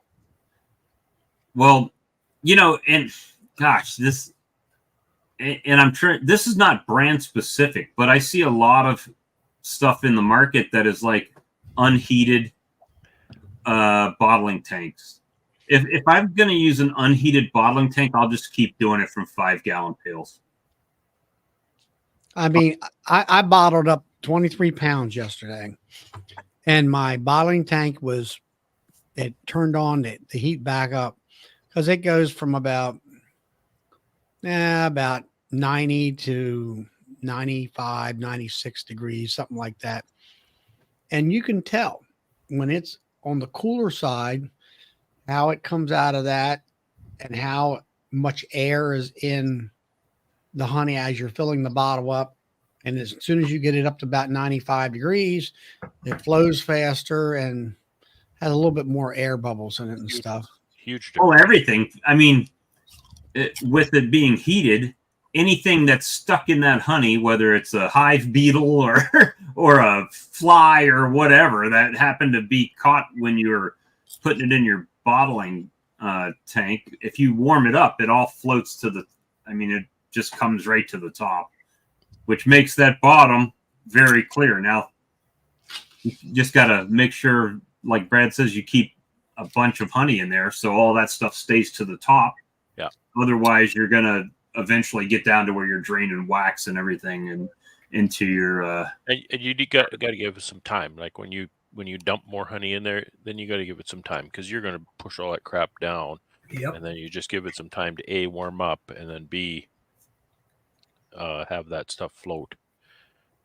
It takes time. It's viscous, right? Yep. There he is. It was. No, try this again. Third time's a charm, right? so the kids start watching Netflix. Phone overheated on me again, so I thought, maybe I'll just go jump in the shower and cool off myself. Lucky you, the water comes out of the tap hot here right now. There are no cool Yeah, showers. how are you guys making out with the heat over there, Todd? It's 111 right now is what it says outside. So yeah, it's been brutal. I've never experienced it. I've been here since '86 and it's never been like this. What's the bees doing? All of them are bearding. Did you see Nothing. They sit on the outside saying, God damn, it's hot. Yeah. Last week I went out there and I had some weaker hives, full disclosure, and they were getting robbed out. And I wasn't going to open a lid to just compound it, but I started snooping around and I was looking at this one box, and the bees were off around the corner from the entrance, and they were just kind of milling around and going up and down, and they were on the pallet, and I thought, what the heck's going on? And then I looked down there on the ground and there was honey on the ground. It got so hot it melted the comb because the colony was weak because they couldn't regulate the temperature. I had like 3 of those. And yeah, so it's just been brutal. The rest of them are fine. Todd's the first person that I've ever seen to have it melt the honeycomb in the colony and the honey start running out of the bottom. There were bees in there. I just don't know how many because I didn't open it. But I've got those leftover syrup frames in my sea can right now. There's a lot of them. There's probably 100 of them in there, and there's syrup running out the door. oh, jeez, It's kind of brutal. It's been like this for 2 weeks, and it's supposed to calm down back to normal next week, like 102, 103. Which, Normal. like 39 or so, Ian. And so, but then the next week it's going to be back up to 108, 109, 110. You're 20% humidity too. Well, yeah, it's dry. We're running. You say, oh, it's not very hot. It's 80% humidity here, right? Yeah, it was 72 here a couple of days ago. Yeah, it's very humid. Life would cease if it was like that over here. These people don't know what humidity is. I lived in Missouri for 5 years, so I know what it is. Yeah. And that's not even like what Charlie or Bob experienced, but it's bad enough, you know. It's 80 degrees Fahrenheit right now with the sun down and 93% humidity. Hey, Brad, do you get the severe weather come through today, or did you miss that? No, we didn't get anything severe today. Oh, good. I think I was watching the radar, and it went maybe 5 miles north of me. Oh, good. Just barely. Yeah, I watched it. I was working in the bee yard watching it, but I was wondering if the folk festival would have got a downpour, so they would have missed that too then. yeah, likely. I don't think it went that far south. Yeah. You guys get anything like that? I think it was north of you too. No. Yeah, no, we had a good day other than it just being hot, but the bees, I think, kept working today. So it was a good day for us. Yeah. I did get a little sprinkle here, and I kind of I was playing out anyway, but then the weather started changing, so I thought, oh, I'm going to button up because, you know, I have everything open, and it takes me a while to cover everything if it's going to rain. And Yeah. I got everything buttoned up and headed back to the house, and then the weather improved. So I thought, it's Friday. So did you relocate a yard, or is it still standing? No, still status quo. Oh boy. The visitor has minded his manners so far. I don't must know. have heard you talking.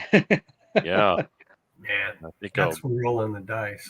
I might go sit there all night with my boom stick. Yeah. $5 for a 30-06 shell is cheaper than $1,500 for a fence. Yeah. Are they in season right now? I mean, season for me anytime. I know if we shot something out of season here, DNR would hang you. No, if they're causing a ruckus here, I can drop them. Oh, yeah, cattle producers too. We have to declare them though. But yeah, you got to phone conservation and then they come and get it. You can't say, oh, it was threatening my bee yard and that's how I got the bearskin rug. No, you can't do that. I had one fencer go weak. I guess the battery must have, as a solar fencer, and the battery must have went weak.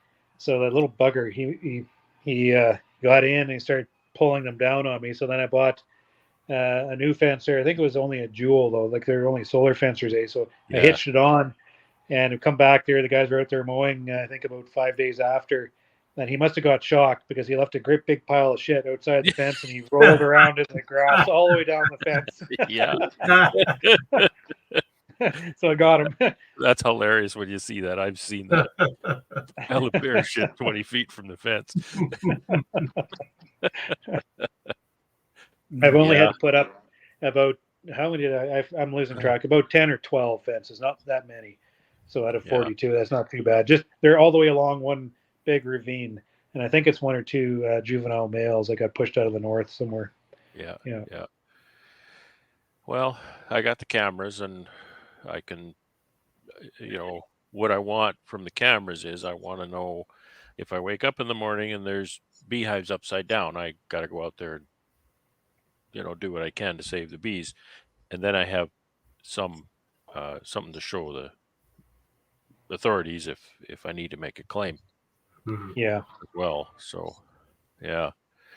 Well, I haven't seen the bear that I fenced, the out yard I just fenced. I haven't seen that bear, but I'm sure he's around. That raccoon probably isn't around either. Holy smokes, I got a good video of the raccoon getting it right on the nose. I saw the patch in the grass where he landed. It's all flat. He's straight backwards. There's the bugger arch. Yeah. That's like Doug area. They had the game guys come out there and put that trap out, but he said that the bait must have been on too long of a chain or whatever it was, and he said the bear tripped it, but he was able to get out, back himself out of there. Had his backside in the door when he tripped it. Yeah, he got out. Yeah. So the other yard I haven't fenced yet.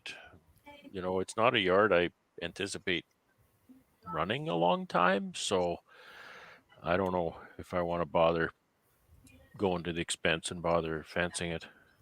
Yeah. I don't know. The only He's watching the honey crop before he makes his move. Yeah. Yeah. He's waiting for you to get all your honey out there. Maybe he's lifting boxes at night and checking things He's out. tipping hives. No, not yet. Quite good yet. Already. Yeah, Darren, that's right. You can't think, oh well, he was in it tonight, he won't come back. That's not true. He'll be back, regularly. And that's why when my other out yard, when that bear went through those, it was just a couple boxes I had sitting there, but he went through them. I thought to myself, well, he's going to come back and go through another box. And that one's going to have bees in it. So I went and bought some fencing stuff. I got it. I got shocked on that one too when I was putting it together. I touched the thing with my finger. My wife was standing there watching me too, and she didn't get it on video. That'd make great content, don't you think? Yeah, but a beep, beep, beep, beep, beep. Oh, there'd be a lot of beeping. Did you fly backwards and make a spot in the grass? I didn't fly back like that raccoon. No, I just. You didn't shit your pants, did you? So, I shipped my pants. I shipped my pants. I shipped my pants. My pants. I shipped my drawers. I shipped my drawers. The you got to see it to understand. But anyway, it is nice having a fence to sleep at night and yeah, other than a raccoon, I've not seen anything. Then that raccoon. So here's what they were doing. There's a guy there. He had chickens, so he has page wire. He has about it's probably 5 feet high page wire, maybe about 5, and he has metal posts driven into the ground. So this page wire is very well grounded, right? And so this little raccoon, he's climbing the page wire and he sticks his head over the page wire and then leans over to the side and touches the fence with his nose. It's 10,000 volts. He didn't make a sound though. He just went straight backwards. He wasn't there anymore, so it didn't kill him. He got away. Oh, man. But he might have had some more climbing to do because he was inside the chicken fence then. But I don't know. Ian, this was my best crop failure ever. Best crop failure ever. It's the most honey I've ever pulled. But to you guys, it would be a drastic crop failure. Oh, I see. My record yield is a crop failure to Ian. Yeah. Just Everything's relative, I guess. Yeah. Just under 1,000 pounds. I could squeeze 1,000 if I went through the brood chambers and pulled out the outside frames, but I was like, it's more than I've ever made by 60%, 60% increase. So I'll leave the brood chamber alone so I don't have to feed them as much over the winter. Yeah. At least that's the What idea. type of what flow is that off of, Bob? Pretty much privet and I guess clover, dandelion, just wildflower. Okay, so everything's done then for the season? Pretty much. We'll get some goldenrod that'll start popping up here and end of the month and through the end of the year. So that should help with a little fall flow just to put some weight on them, hopefully for the winter. Yeah. I've been trying to not feed as much as possible because getting that cheap sugar is becoming harder. So just trying to keep things as cheap as possible right now, right? Just give them enough to like open feed them once a week, 15 gallons or so out there, and just let them have something to do until something pops open for them. My robbing stopped, so at least the other morning I went by there. So that tells me the thistle kicked in finally, but that's late. So it is what it is. I didn't have to feed yet, so I'm happy about that. We've been getting these little micro rains for like an hour or two at a time. So I'm hoping that'll kind of push along some new blooms. I could go for a Oh, and he disappeared. I actually have some buckwheat blooming in my yard from where I planted last year and then mowed them all down. And now they're starting to pop back up. A few of them, not like last year, but a few. Hold on, let's. Can you mute? So Ian, does your brother or you bale hay or just round bales or what? No, we used to. We put up a lot of bales, I tell you that. But we switched to a silage ration, so we got into corn silage, and now my brother is strictly critical or no, like corn silage, like the 23 foot or 23 to 25 ton an acre silage. So we went into the heavy production there, and then he also puts up alfalfa silage now for to add the protein to the feed. Yeah, right. So he's chopping it all. yeah. We don't own a chopper. He gets it all custom done, so it's quite expensive. He could probably, for the amount he puts up, he could probably justify, but it's just a capital expense. Like we were talking. I know. Earlier. I think you got a pretty good size self-propelled chopper. You're looking at 500,000 or something like that. I think. Yeah, the one this guy has there is over $1 million. Yeah, but that's what is it, 900 horsepower? No, last year the guy brought in a 1,200 horsepower class. Man, it's just crazy. They can put the volume through. I tell you, he had 4 wagons just going. Boy, I wouldn't want to buy the tractors after those guys are done with them. It's just they're just going. Holy man! Yeah, most of the time you get like a Jaguar like that, you're blowing it right into a tractor trailer or something to try to keep up. Just trying to keep up. Yeah. Yeah. Yeah. So he's like, my brother's not even helping me with alfalfa flow because he's cutting it for protein. So he's getting it just before it blooms. Yeah. And he's got a second cut here. He's going to cut it just before it blooms because he wants that protein for the mature cattle.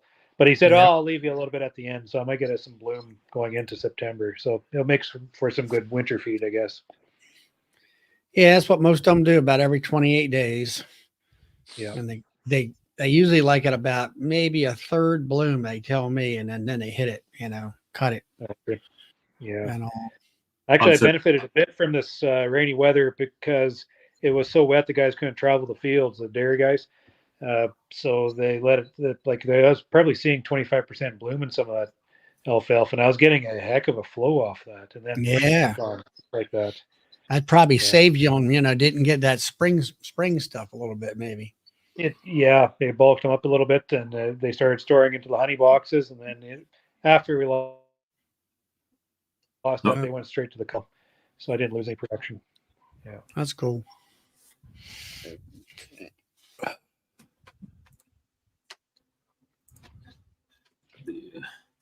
Hey, JW. Todd said he lost power again. Probably the wire dropping down. Well, they got all them electric cars out there in California. They can't supply electricity to everything. To charge your car, you can't have AC going at the same time. That's right. That's like I asked the one guy, he was talking about, all this electric thing. I said, well, where's the 100 power plants you guys going to put in? Well, you got nothing like that. I said, well, you ain't going to have no electric cars. You ain't got enough juice to supply, years ago around here in Baltimore, they'd have brownouts. They would literally cut off electricity in certain, and circulate it around because they didn't have enough supply. Yep. And all that stuff. So, it's Blaine crazy. said probably someone stole the copper wire. Mm-hmm. Speaking of California, street with it, Brad, how those Golden West Queens make out for you? They seem to be doing good. I did have a couple of problems, but overall, I don't think I had more problems than I would normally expect. Yeah, Do you think they're keeping up with the other ones? I would say they are. I would say they are. Of course, the other ones now, I think the only thing that's fair to compare them to is Ray's Carniolans. So I've got Randy's Yeah. Golden West, I got Ray's Carniolans, and they're on par with each other. You know, they're not as far ahead as the overwintered colonies that I inherited. They're doing the best. Yeah. They're amazing. Like they're just, holy cow, I can't keep up to them. They're in 4 deeps already. Nice. Yeah. Yeah, I'm noticing the Golden West here. I'm keeping track. He asked me to observe honey production on them, and they're jumping. They're good. They're keeping up with everything else. So I'd say the honey production's good on them. But then I also got some VSH. I think they're from the old Hilo project. Ray's. He's kind of dabbling there. He said he sent me up some of those. I paid for them, but he said I want to know what the honey production is on them because there's a lot of guys saying the honey production's poor, and that's what I'm finding so far. They're not up. They're not Okay. bringing in as much as the rest, but that it might be unfair yet. There could be a lot of conditions because I use them to queen colonies, so maybe the colonies are a little bit smaller. So I'll wait until later in the season to see if they spark up. But so far they've noticeably been lagging behind, and maybe a little bit poorer acceptance on them. Yeah. So you're Now, gonna the use the stats golden on wash uh, those for mites later and get some stats on that. Yeah, I don't know Evening, how guys. to. I don't know how to go about it. here. Hey, old McNally. the golden Not west. sure what to do.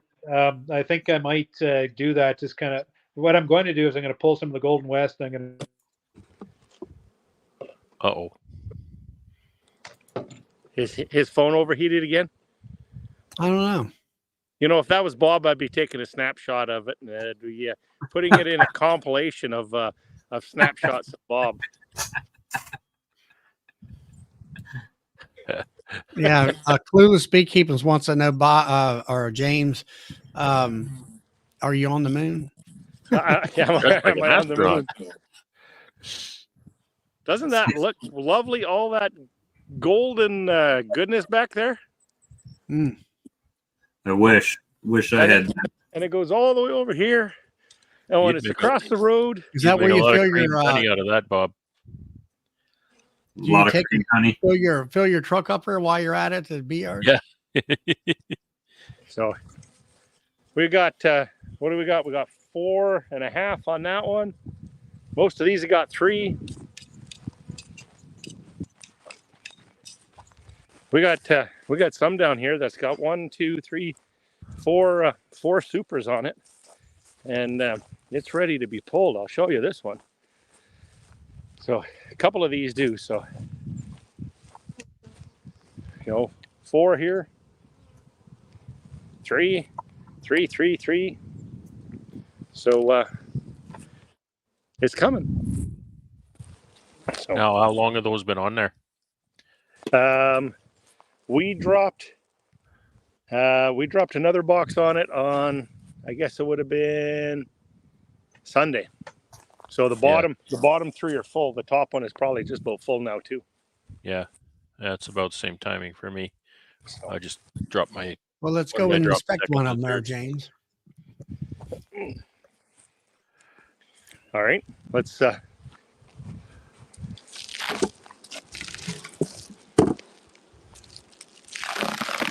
Here's Tony. Everybody knows that sound. The white wax.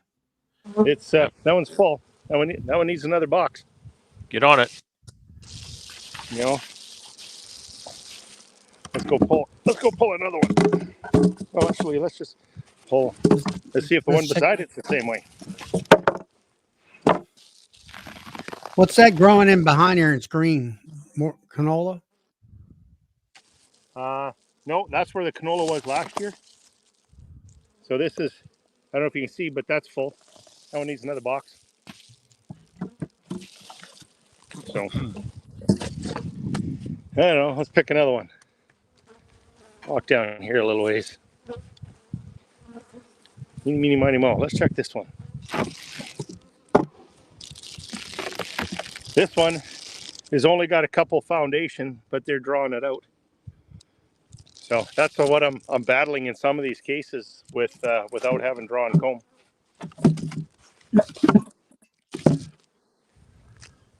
What else have I got here? Well, you can see they're busy.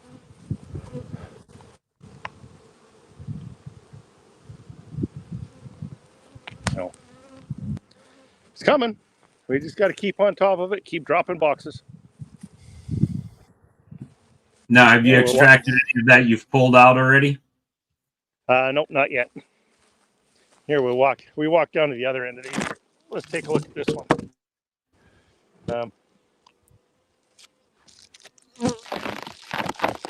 That one's full.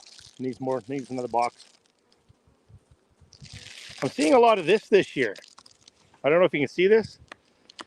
So the wax, What is that? it's wax, but coming off the canola, it's bright yellow wax. Isn't Not that white. wax boots? Well, no, normally it's white. Let's go around to the other side.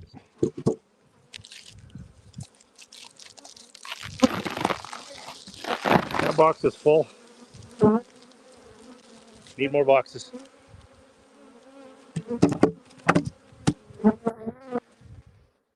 So, anyways, I just thought I'd pop in here really quickly and show you guys what I was up against.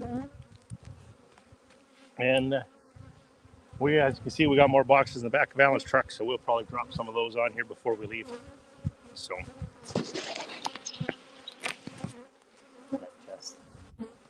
anyways, Still that light outside.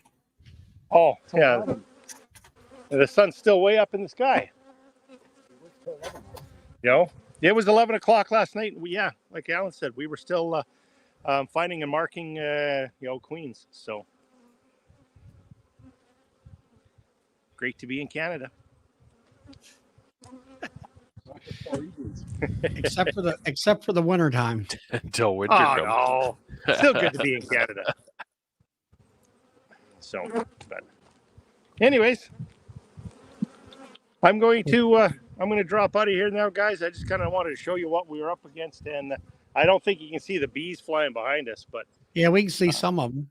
oh, like I don't know if you can see there. Like it is a couple dragonflies, potlickers, but it needs to say it's busy, and they're still going great guns here. So, but anyways, I got to get to work. Alan's doing all the work here, so. Well, that's par for the course. That light is on. So, Thank you, James, for stopping in. already, Alan says, by the way, It's always fun to see your apiary and stuff. Well, this is one of what have we got? 1, 2, 3, 4. I don't know, 5, I guess now. So, about to set up a 6th one. So, anyways, see you guys later. All right, later. Great big fields, man. I wish. Well, the thing of it is a great big field, but he's got the right crop in there. He's got the right nectar source. Huge difference. I wonder if Ian's going to come back in. Who? Ian. He's probably driving over his phone with his truck right now. No, my son I got the number for the combine if he wanted to know what the model was. He might be listening. Let me type it in, I guess.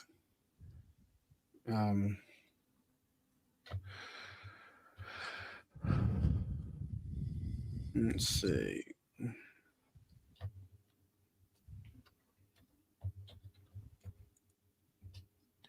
So working in the bee yard,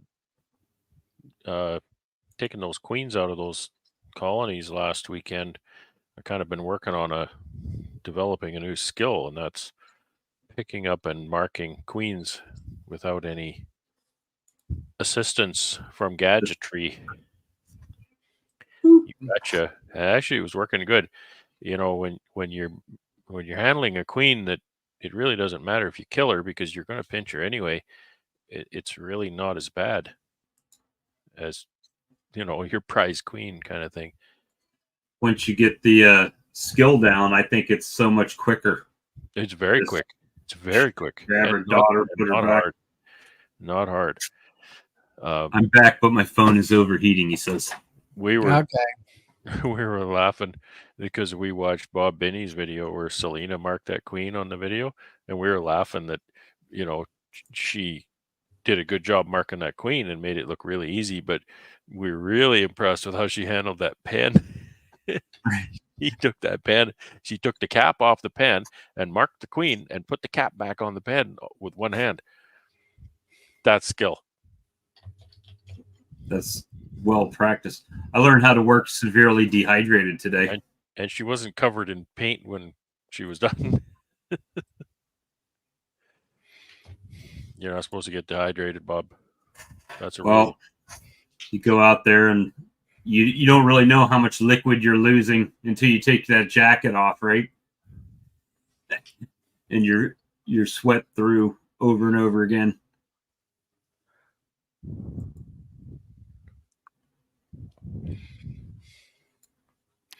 Yep.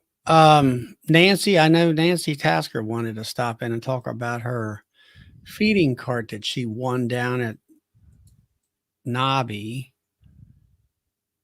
And also, so let's see, what was it? Oh yeah, something. If you put in, you know how we use a double screen board between two hives with two queens, can you only, if you do a single screen board, can't they still transfer the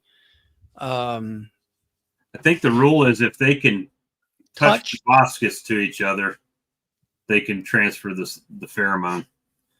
So That's what I kind of thought too. They can. Will they? Who knows? But they can. I forget exactly what her question was. And all that. Here she comes. All right, Nancy, you're on. You there? I'm here. Took me forever to get in. What was it about the two queens and the screen and all that stuff? Oh yeah. What was that? Tom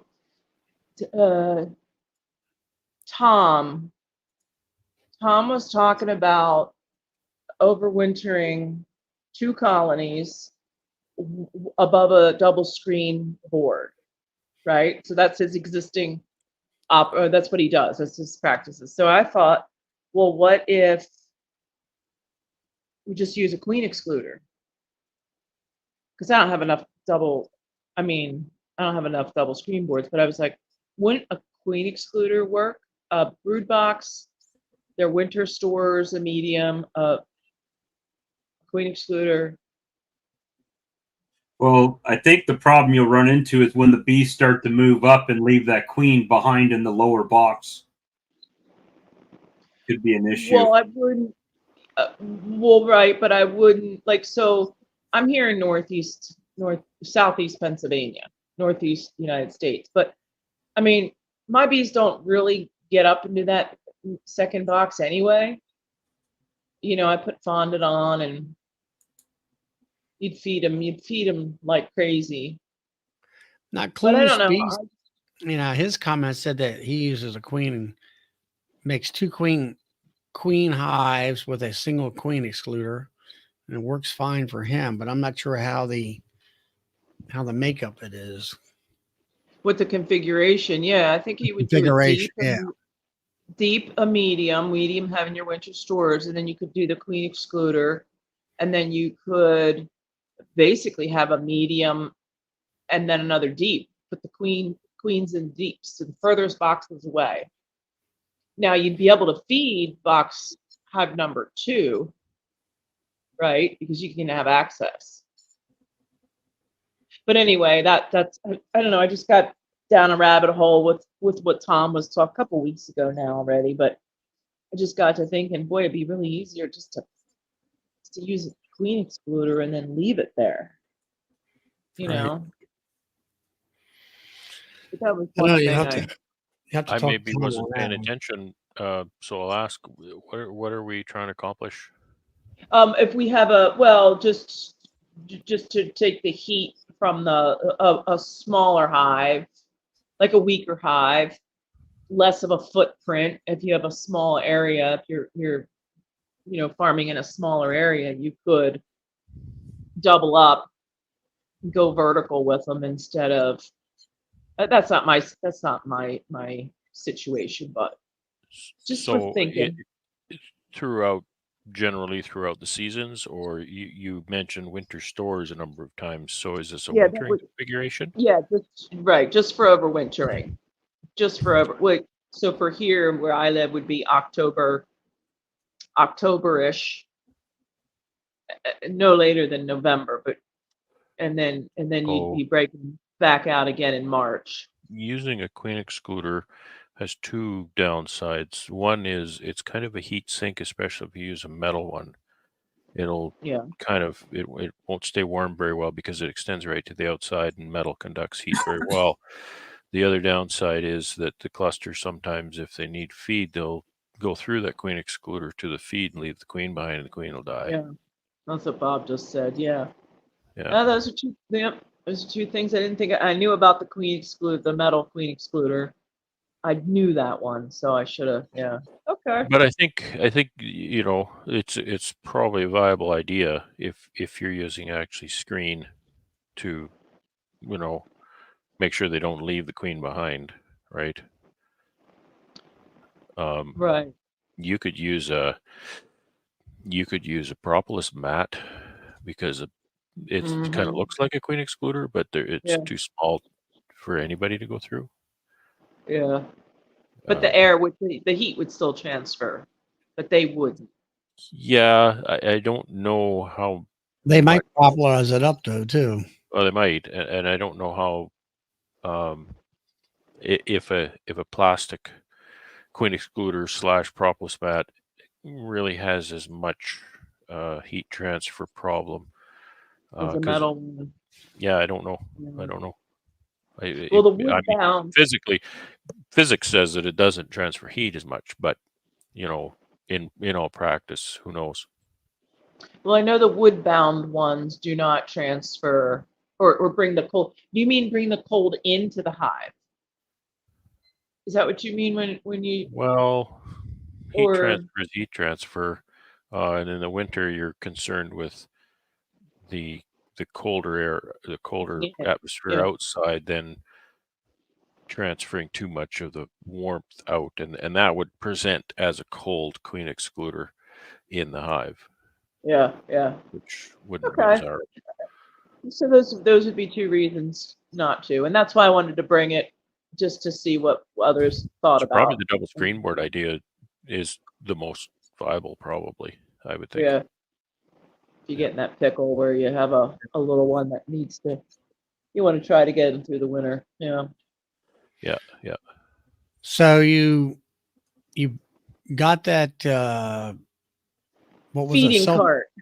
feeding cart? It was self-propelled. I think Yeah. didn't Cowan make that thing? Yes. And I'll Cowan- tell you, I don't want, I'm hoping nobody's on from there, but it's a great concept. Like, it was kind of a quick thing at the expo when the other guy, I bid on it, and then the other guy that won it ended up left. And then so it's a great little concept, but the engineering is to be desired. So this is my issue at this point. There's a pump on the top of that 25-gallon tank, right? There's a pump there. On that pump, it has a battery. The battery isn't strong enough to pump 25 gallons, especially when you thicken it up with sugar. Because I started feeding a week ago. Now, I'm feeding real thin now, so it's okay. But for example, I can go down there and that battery will let me fill 5 hives, or it'll let me fill 15 hives. How do I replace just the battery to a stronger battery on there? Is the battery kind of integrated? Can you just extend the wires and put a battery somewhere else? Put a larger battery somewhere else? Well, it's the base is hooked right to the pump. It's like, it seems like it's almost one piece. Well, that's Yeah, why it's I don't. got to be a Yeah. way to separate it. But you're right. It's really surprising how much power it takes to move, especially 2 to 1 Yes. syrup. It's very difficult to pump, especially if you're working in cool autumn temperatures. It's Yeah. So like I said, the concept of this is great. However, there's some engineering, yeah, not exactly you sized know, quite appropriately. I had, yeah. with mine, I had that 40-gallon tank, and I got that, I don't know, 2.5 gallon per hour pump or whatever it is, or a minute, and gallons per minute. And it had what, alligator clips that you hooked up to a car battery. And I did it that way. And then, of course, like you say, you had to charge your car battery up ever so often. But I could go and pump all 40 gallons with no problem with a fresh battery, charged up. But it got to the point where these batteries we had laying around here that were good enough to do that, they were turned in, for credit and whatever. So between my brother's engine, electrical background, I hooked it into the plug that you use for a trailer for brake lights and lights. And now all I do is turn on my marker lights on the truck, and then I got, continuous power, no problem. So, do you ever Yeah. beat that ticket for having no marker lights in your truck? No, I never had no chicken. No, we don't go out after dark. That's what I was. As soon as you said that, I kind of thought, oh yeah, you get a pocket full of fuses. No, we just plug it right in that It's been plug. okay, has it? It's Oh not yeah, blowing any I went fuses. out and got a what do you call it, a plug that fits that, and Yeah. wired it up, and everything's fine. Sure. But now when it comes to 2 to 1, That's a that pump is, it's a diaphragm pump. It's like a little plastic or rubber thing. It kind of flops back and forth in order to pump the liquid. And I found that it will, if you put real graduated out to where it's really 2 to 1 thick stuff, it's not going to pump it. Yeah. Now, and I want to go 3 to 1. When I end up, I start real thin this time of year, and then I go, I kind of go back and forth, and then I go up to 2 to 1, and I go back and forth, and then I get up to 3 to 1. So I'm said and done in October, and so this is going to be useless. So what do you think? Yep. I mean, there's quite a bit about this that's a little. So do you think I should call the guy that built it? I mean, or just cut my losses and go back to filling 1 gallon jugs. There's got to be a way to separate that battery and then put just a bigger Well, battery. I wish that's got more capacity. so. It's down back now. It's down in the back. I wish I'd taken a picture of this assembly of this pump and how it's hooked in, because I can't for the life of me see how it looks like one unit to me. Well, all I know from my pump, it's like 50 pounds of sugar. 50 pounds less than what I need to make true 2 to 1. So mine's a little bit under 2 to 1, and it'll pump that. I haven't had any problems with the bees accepting it or, dehydrating it or anything like that. But once if I threw another 50-pound bag to get it even thicker where it was true 2 to 1, that pump's not going to pump it. Well, you know what I think I'll do then? When I get to that point, I will take dry sugar with me. I'll take my 25-pound bags of dry sugar with, and I'll ladle that out into my rapid rounds, and then I'll just use the pump for water. and add water, and I'll create that 3-to-1 just right on the hive. I've done that before just out of necessity, but now How do you Yeah. manage to achieve 3-to-1? I'm curious about that. just sugar and water.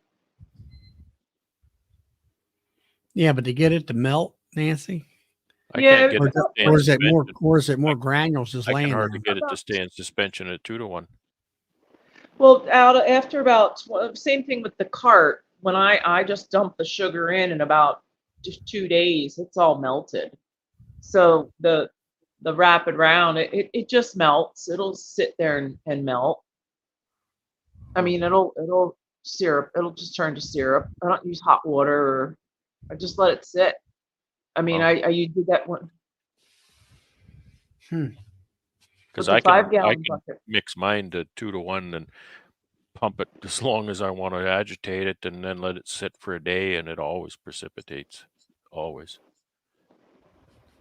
When I did the 5-gallon buckets, I would do when I had that enough hive just for the 5-gallon, I would mix it up the day before, or I would feed everybody, and then I'd come back up and I would put the 25 pounds in the 5-gallon, add water, put the lid on, and then 24 hours later, I'd go and use that 5 bucket, feed everything, come back up, make it again for the next day. And I didn't use hot water, agitated or anything. It just cleared up, went all clear. Well, that's why I asked, because I've done exactly that. And I mean, agitation is what you need for dissolving solids too. And I've done the best I can. I even use as much hot water as I can, but I can only get 40 gallons of hot water because it's as big as my tank is, right? But I get all the hot water I can, and I can mix it. And if I go 2-to-1, it will, every time it will precipitate.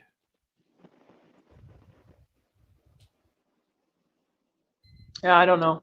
So anyway, the cart, I'm gonna have to take a picture and figure out some way of sharing this picture. Yeah. With it. There's got to be a way to, like, it may be a kind of an all-in-one unit, but there's got to be a way to crack it open and get at where that battery's hooked up, and then just extend the wires and put a bigger battery somewhere else. And that's what I need help to do, because there's no book. I mean, this is the only one. There is no other bee cart. You need a ball peen hammer and a big screwdriver. You smash that thing open and find out. No, don't you? I will get it apart. Now, I don't know if I'll get it back together again, but I will get it apart. So the battery that they use to run the cart, they use these 2 huge batteries. And I'm thinking, why didn't they take a little bit from that? Because that cart's still self-propelling, drive itself around. Weeks. Yeah. It's got a motor on the bottom. Really heavy when it's full, right? It's got to be 300 pounds when it's full, likely. Yeah. I'm going downhill when it's full and uphill when it's empty. So, but if I was thinking, why didn't they just put you're right. one battery down there to run the cart, and the other battery, the big, I don't know what, 20 volt maybe, up, and then that one would run the pump. But they got this little, I mean, it fits in my hand. Yeah. The battery fits in it's like a deck of cards. Yeah. Oh no. To run the pump. It's like, I wish they would have flipped that around, traded it out. But I don't know what to do. I don't know what to do, but my husband's like, you paid how much for that? I was trying to look on Cowan's you just need to website. get in there on that, if they had it. whatever that battery is in. You just need to get in there, and there's going to be 2 connections to it, and you just need to make those wires longer, hook it to those other big batteries, and Bob's your uncle. Because I would just about guarantee you it's a 12 volt pump. It's an RV. It's little. Oh, the pump. So I went to Tractor Supply here, and I asked, because they sell the tanks, a 25-gallon tank, and they show them, in the back of, whatever, for people spraying it. So I says, oh, well, where is the pump that goes on those? Well, they don't have them because they're already on the tanks. but they had different pumps. But I mean, I can't do all that, and I can't do all that plumbing, and electric, and engineering. I mean, I can't. It's just not my skill set. You know, I can keep Have you bees got a alive. number, contact number, Bob? What's that? For Cowan. Well, I tried to see if they even had that set up on their website, and they don't. No, it's the only one. It's it. This is it. It's the only one they make. That was a And- Nobby special. Yeah, that's my Sure. impression. Is it was just kind of a show special. It was a bit of a I prototype know. or something. Don't rub it into me. But Oh, I'm not so rubbing anyway, nothing in. Not rubbing nothing in. it's I thought it was a really neat looking little rig. Really. It is. It is. Yeah. I'm telling you, it is a nice. Yeah. It is. And once I get done with it, it'll be real nice. But the guy who made it, I know his name if you said it. It's Trevor or Travis or Trent. Trevor, Travis, Trent, something like that. So I mean, I can call the guy that built it, There you but go. I need the formula. But I need to get some other thoughts on what I'm talking about before. I mean, Well, I don't- I would just ask them, how do I open that case and extend the wires to hook the battery to the okay. great Well, big battery okay. that you have on the thing, because the little ones ain't cutting it. Or you call up and say, hey, you need to fix this damn thing. Oh, and they meant well. They put the Robbie's Army canister that you put and I have an Insta vape. I have all of it. They put that on the cart. Yeah. Well, I'm not doing mite treatment when I'm feeding. When I saw that, I kind of thought, well, that kind of doesn't go together. No, so it's clanking around. It's filled with water because the tank can sit out in the rain. But now that's got water in it, and I got to get the tools to get that thing off. Then the smoker, like I don't use a smoker when I feed. That's on there, so now I got to figure out I got to get the tools out to take that thing off. But those two things do not belong on. It should be a feeder cart, not a bee cart. It's a feeder cart. Yeah. So just feeding, place to put extra jars and to have a gallon of water for my hands and different, you get syrup somewhere you didn't want to.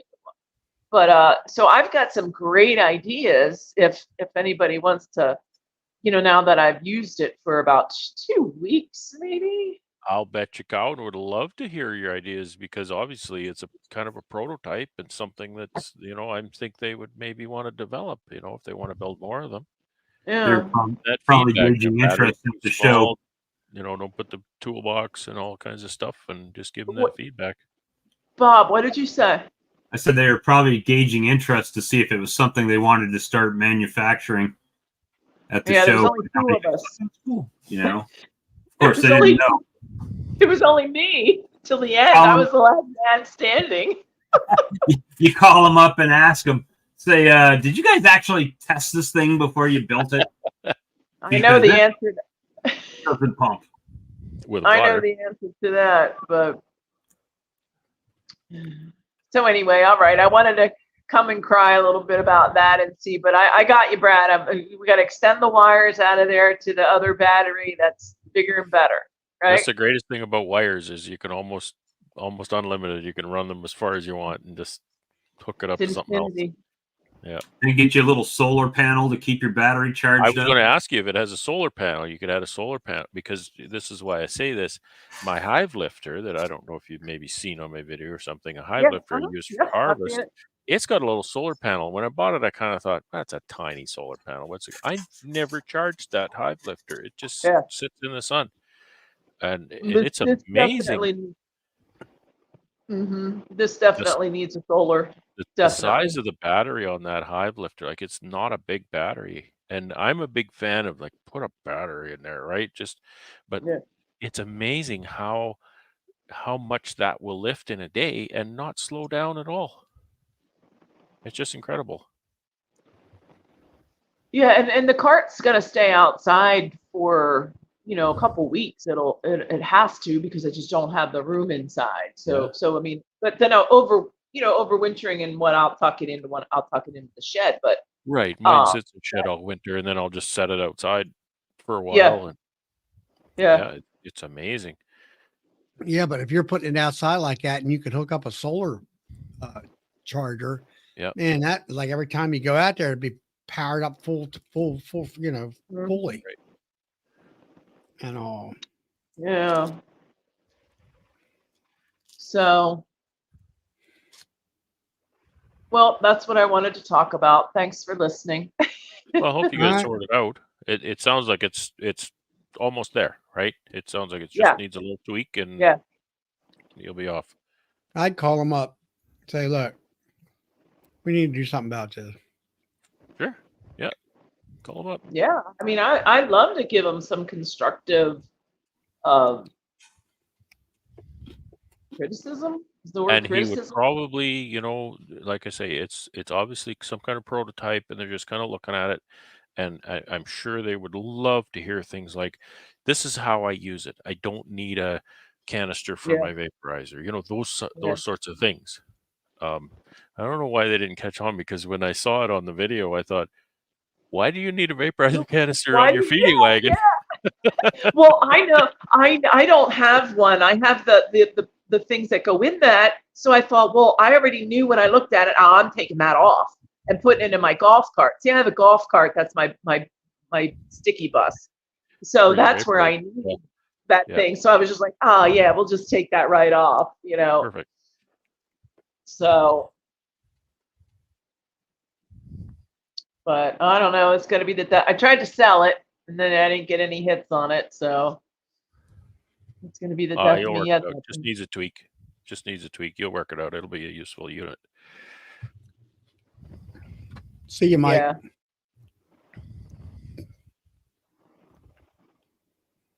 Yep. Well, guys, it's getting about 10:30. I'm going to go ahead and shut down the chat, and hope everybody had a good night. I'm glad that. Thanks for Ian stopping in, and James and everybody else, and Nancy. So until next Friday, we'll catch you down the road. Good night, everyone. Good night, everybody.